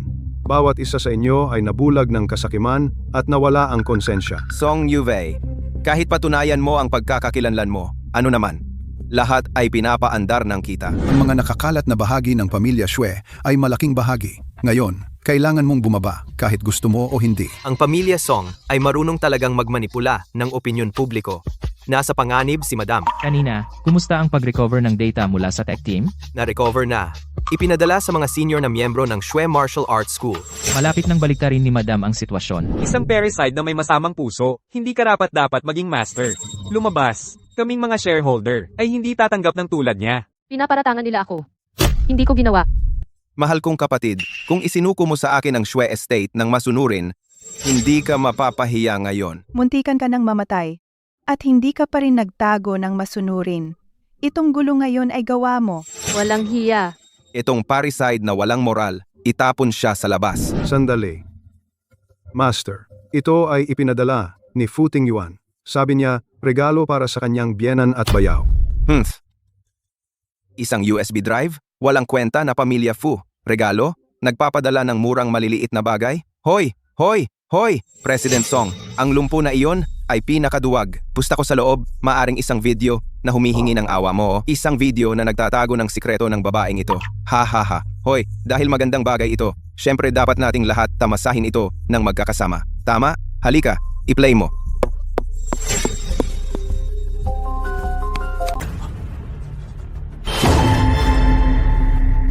Hindi ba natin dinilet ang surveillance footage noon pa? Patayin! Patayin! Kaya sila nagpapasa ng sisi sa buong panahon. Kaiyahiya, gawin ng ganoong kalupit sa sarili niyang kapatid. Hindi na siya tao. Paano kayo nang-aapi sa aming master?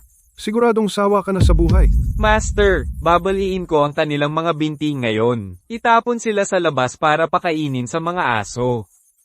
Hindi. Yue, sandali lang ng kahangalan iyon. Ang laki ng puso mo. Huwag kang bumaba sa antas namin. Tama, Yue. Ako lang ang pamilya mo sa mundong ito.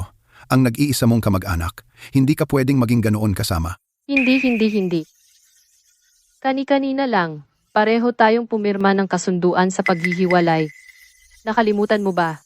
Sa lahat, kinakaharap ko ang isang walang kwentang tao na walang kaugnayan sa akin, ngunit sinadya akong patayin. May tutol ba? Wala. Pero tatay mo pa rin ako. Ano ang magagawa mo sa akin?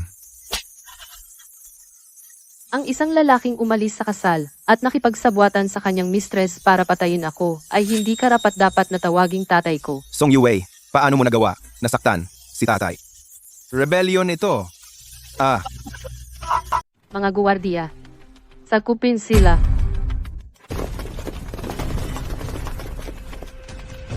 Bitawan mo ako. Ano ang gagawin natin sa master?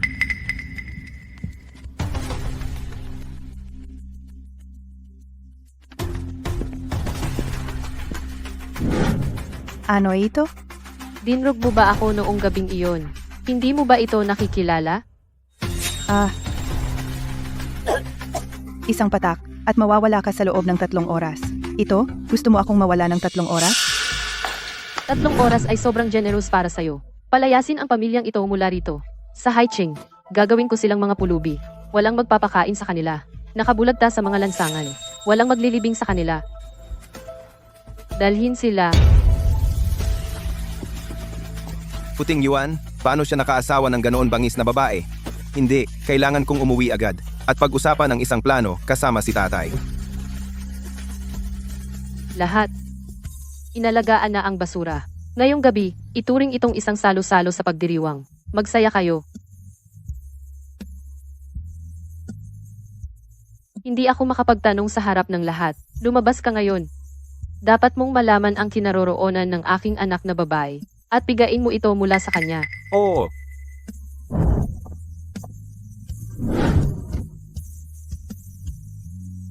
Ha. 5 taon na ang nakalilipas. Sinong pulubi ang binigyan mo ng maliit na batang babae? Ilarawan ng malinaw ang kanyang mga tampok. Magsasalita ako. Siya ay 50 taong gulang. Mayroon siyang peklat sa mukha. Itim na leather jacket. Nagmamadali ako. Wala na talaga akong ibang alam. Ang pulubi ay may peklat sa mukha. 5 taon na ang nakalilipas. Tatay. Lalaki ka na. Bakit ang bilis mong matakot? May malaking nangyari. Si Fu Xiaobao ay anak ni Song Yue. Yue. Ano? Buti na lang? Hiwalay na si Song Yue. Hindi siya maaaring makasama si Fu Tingyuan.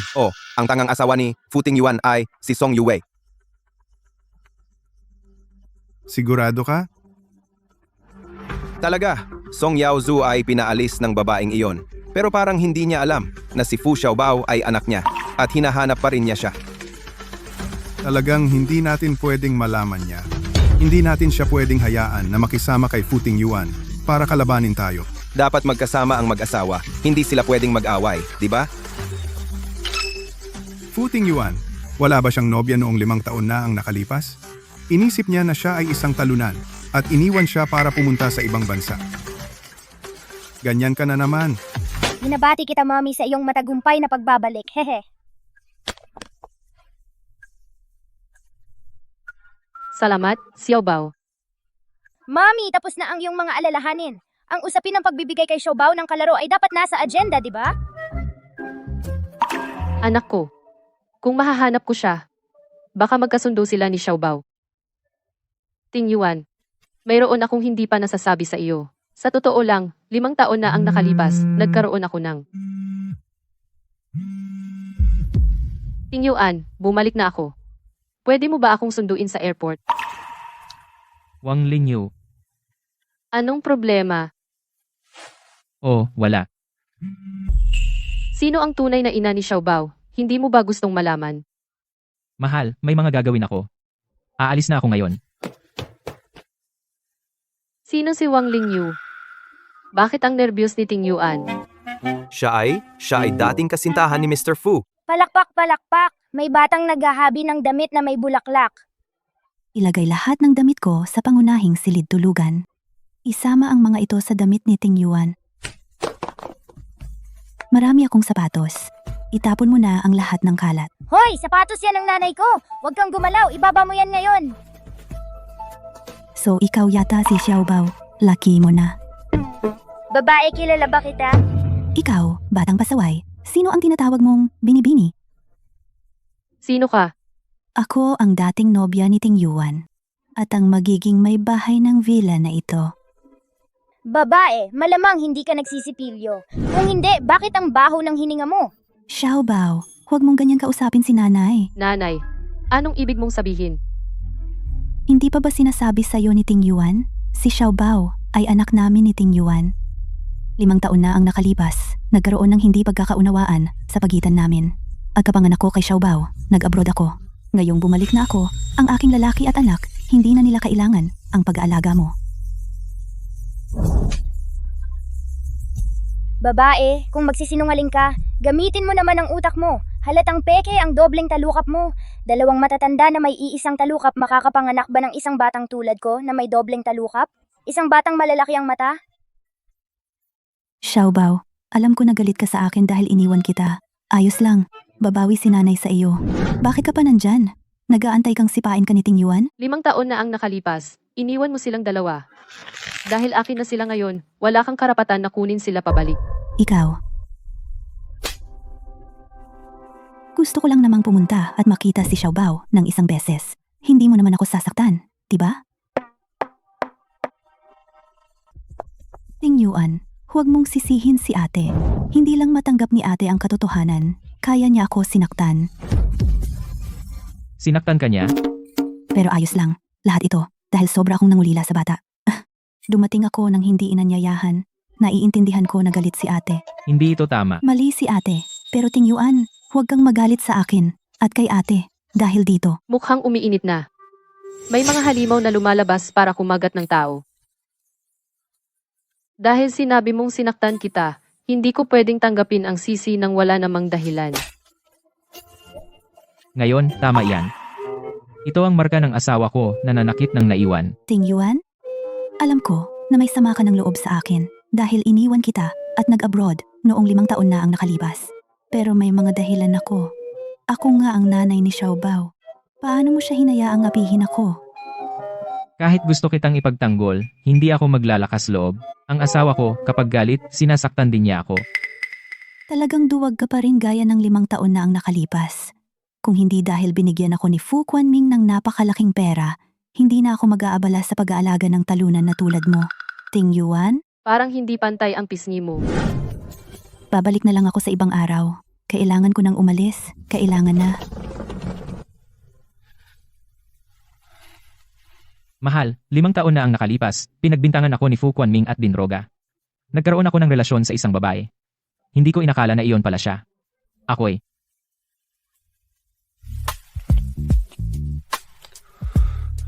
5 taon na ang nakalipas, ako mismo ay gumawa ng mga hangal na bagay. Anong karapatan ko upang sisihin siya? Palakasin mo pa. Hindi ka ba kumain? Galit lang sa akin si Ate Ting Yuan dahil umalis ako nang walang paalam 5 taon na ang nakalipas. Sa tingin mo ba talaga na ang 2 buwan niyong relasyon ay makakapantay sa 2 taon natin? Sinabi ko na hindi ako maganda ang pakiramdam. Ibinaba ni Ting Yuan ang lahat para samahan ako sa doktor. Gaano katagal sa tingin mo ang kasal nyo? Mahal, nasaan ka? Kailangan ng IV ang kama 36. Nasa opisina ako. Anong meron, mahal? Wala, uuwi ka ba para sa hapunan? Babalik ako. Ikaw at si Xiaobao, hintayin niyo ako. Master Fu, bakit hindi mo sinabi ang totoo sa ginang? Sarili ko namang gulo ito. Kailangan ko itong ayusin ng mag-isa para bigyan siya ng paliwanag.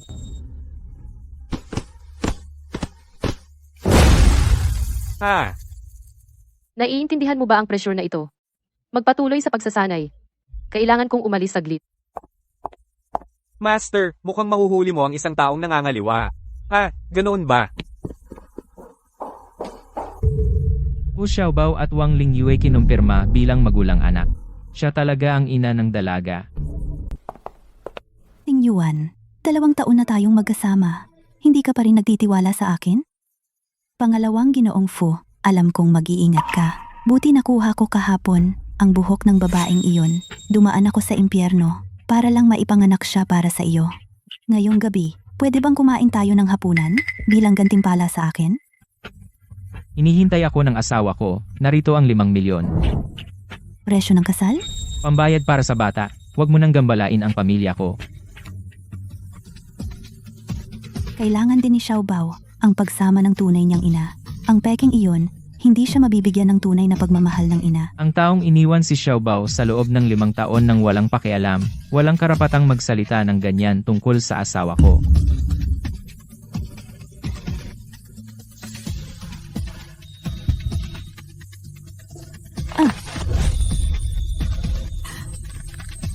Ting Yuan, nagkaroon ako ng komplikasyon sa panganganak kay Xiaobao. Hindi ako makatagal nang nakatayo.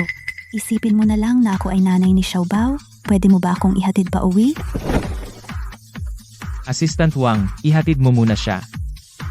Opo, Ginoo. Alam kong mahal pa rin ako ni Ting Yuan.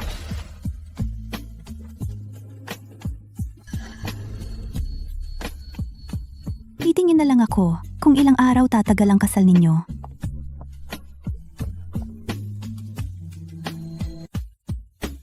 Puting Yuan. Ito ba ang ibig mong sabihin sa nasa opisina? Ang asawa mo ay napakabuti sa akin. Binibigyan niya ako ng 5 milyon para gastusin ng malaya. Ang walang pag-ibig na kasal ni Song Yue ay parang bunton ng buhangin na madaling gumuho. Salamat sa pagbibigay ng ebidensya. Ari-arian ng mag-asawa. Maaari akong mag-apply upang mabawi ito kahit kailan. Ang hindi minamahal ay ang ibang babae. Hindi ka naniniwala sa akin? Isang tawag ko lang. At dadalhin ko ang asawa mo rito. Tumatawag ang aso pag tinawag. Kung gusto niyang maging aso, ayaw ko na rin sa kanya.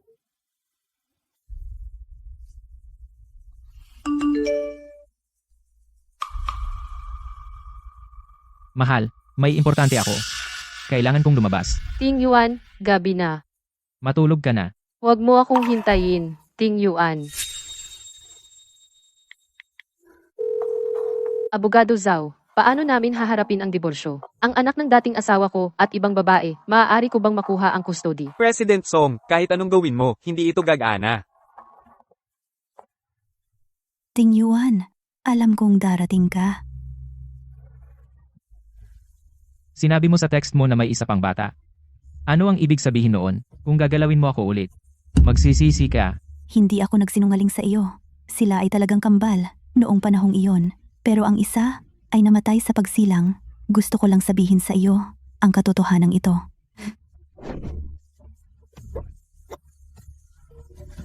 Ting Yuan, okay lang. Bata pa tayo. Pwede pa tayong magkaroon ng mga anak. Yan ay sa pagitan ko at ng asawa ko. Wala kang pakialam. Song Yue, nagsimula na silang kumonsulta sa abogado. Kailangan mong bilisan at dagdagan ang apoy. Walang problema. Ting Yuan, sa loob ng 5 taon na ito, hindi ako tumigil sa pag-miss kay Xiaobao. Pwede ba akong pumunta para makita siya bukas? Pagkatapos ng 10 buwan ng pagbubuntis, isang malapit kamatayang karanasan, dinala siya sa mundong ito. Dahil sa mahirap na panganganak. Hindi na ako maaaring magkaroon ng ibang anak. Miss ko siya higit sa sino man. Ayaw ka ng asawa ko. Huwag kang pumunta sa bahay at guluhin siya. Bukas dadalhin ko si Xiaobao para makita ka sa labas, tandaan mo. Ngayon lang ito. Mahal, mahal. Kapag kasama mo ako, hindi pa kita nakitang ganito, kaasikaso. President Song, Zeus Jewelry, ay nagsimula ng mag-stock sa mga pangunahing mall. Sa ngayon, natapos na namin ang 80%.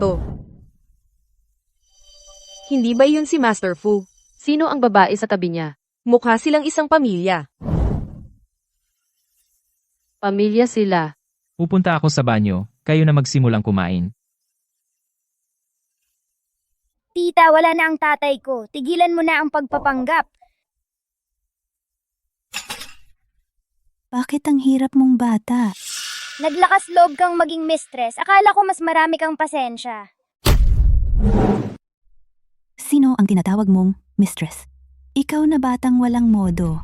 Akala mo ba hindi ako marunong magalit? Pakawalan mo ako, baliw.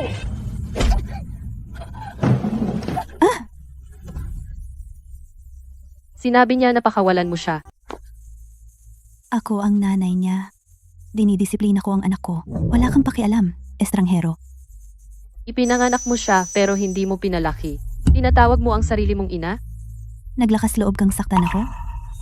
Hindi ka patatawarin ni Ting Yuan. Palaging aking tao ang sinasabi. Kung hindi ko turuan ng leksyon ang mistress, akala mo nagbago na ang mundo. Ikaw, Yuvay. Anong ginagawa mo? galit ang kapatid ni Ting Yuan. Nakikipagkita ako kay Xiaobao. Sinimulan niya akong paluin at sipain. Sobrang sakit ng tiyan ko. Kahit marunong ka ng kung fu, hindi ka pwedeng manakit ng tao. Siya ang nanay ni Xiaobao. Akala mo kasalanan ko. Nasinaktan ko siya ng walang dahilan. Daddy, binubuli ako ng babaeng ito. G. Fu. Ang babaeng ito ay nanganak sa binibini noon, at nagdulot ito ng sakit sa kanya. Magdudulot ba ng problema ang sipa sa tiyan ng ginang? Dalhin si Miss Wang sa ospital. Fu Ting Yuan. Maghiwalay na tayo. Tapos na ang misyon. Mami, wag mong iwan si Xiaobao. Sino ang nagsasabing laging panalo ang bagong pag-ibig sa luma? Dati kang sobrang mayabang, ngunit umalis ka pa rin sa pamilya Fu na parang duwag. Ang lalaking hindi matatag na nasa tabi ko ay isang maruming basahan lang.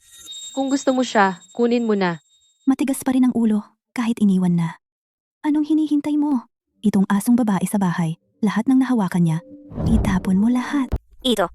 Ako ang ina ni Fu Xiaobao at ako ang magiging may bahay ng villa na ito sa lalong madaling panahon. Kung hindi ka makikinig sa akin, naghihintay ka bang matanggal sa trabaho?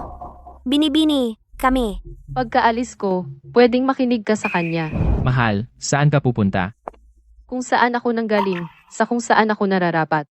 Ting Yuan, ang babaeng ito ay nagpasya na, iwan ka. Hindi mo ba kayang pakawalan siya? Sino ang nagsabi sa iyo na pumunta?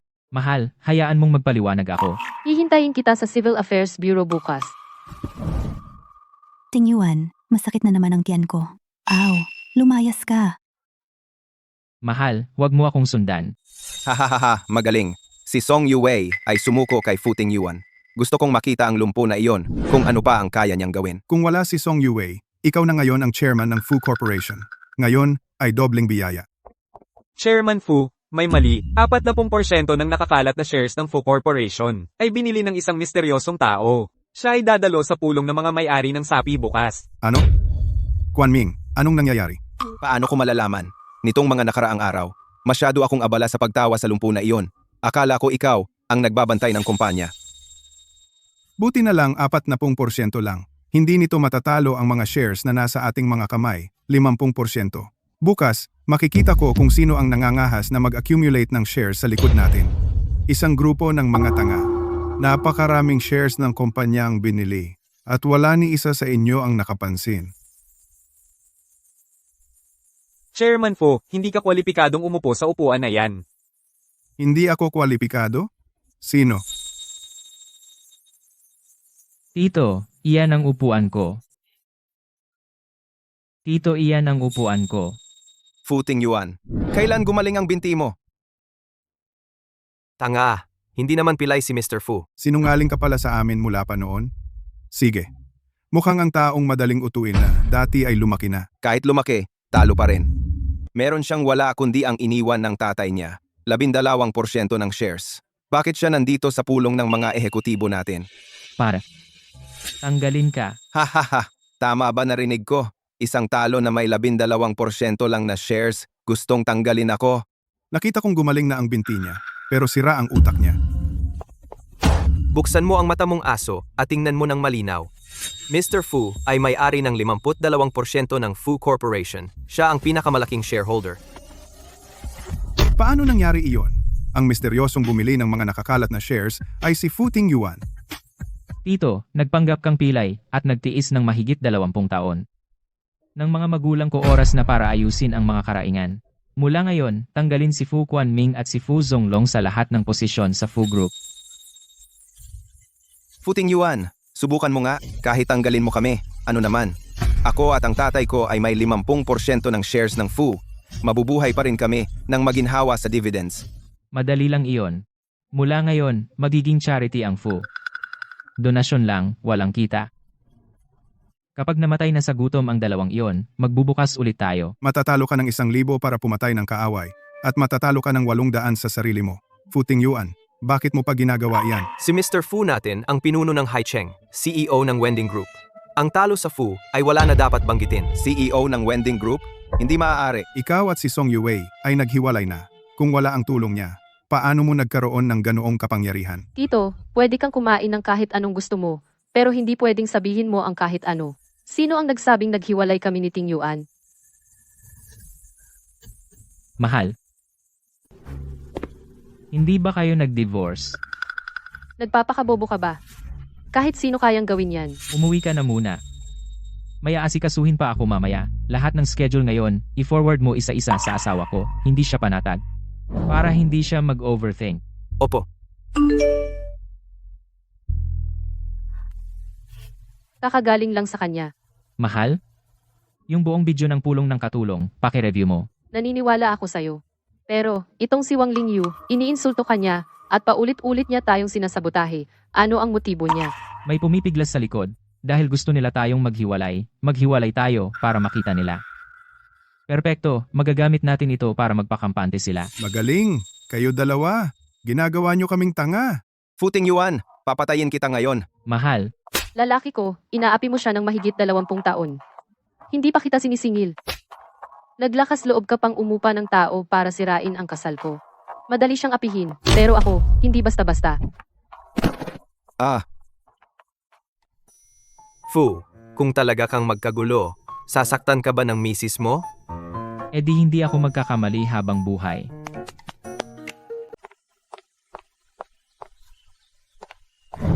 Tingyuan, narinig ko ang nangyari sa kumpanya. Alam kong hindi ka ordinaryo. At ngayon, naging CEO ka na ng Wending Group, gaya ng inaasahan ko sa aking lalaki. Asawa ko? Kailan pa siya naging lalaki mo? Hoy babae, aso ka ba? Umihi ka lang minamarkahan at akala mo sa'yo na.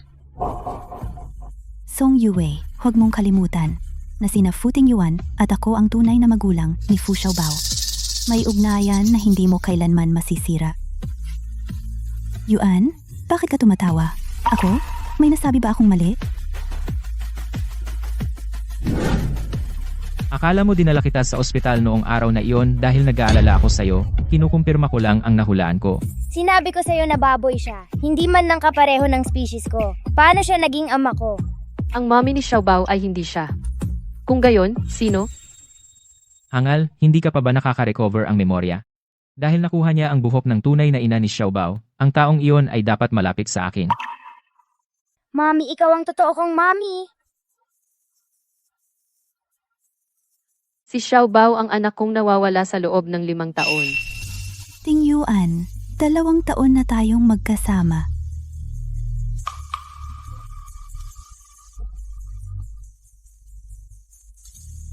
Nandidiri si Madam sa kanya. Dali, itapon mo ang kasuklam-suklam na bagay na ito para sa akin. Miss Wang, dito po. Tingyuan.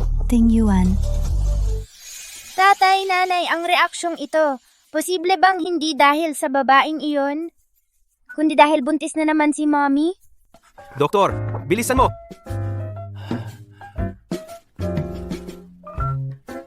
Oy, Wala talagang reaksyon si Madam. Hindi kailangang mag-alala ng sobra. Doktor, hindi si Mommy ang may morning sickness, kundi si Daddy. Doktor, bakit ang tagal mo?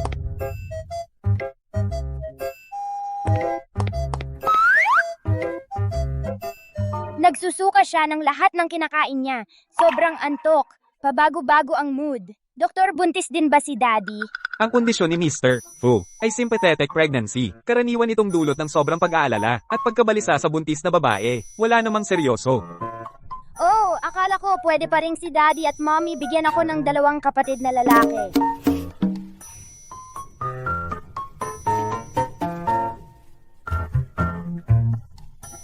pinrotektahan kita mula noong unang beses kitang nakita.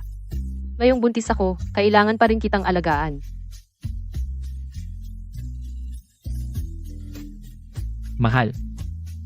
Sa tingin ko, kailangan kita para protektahan ako magpakailanman. Magpakailanman na. Sigurado na magpakailanman.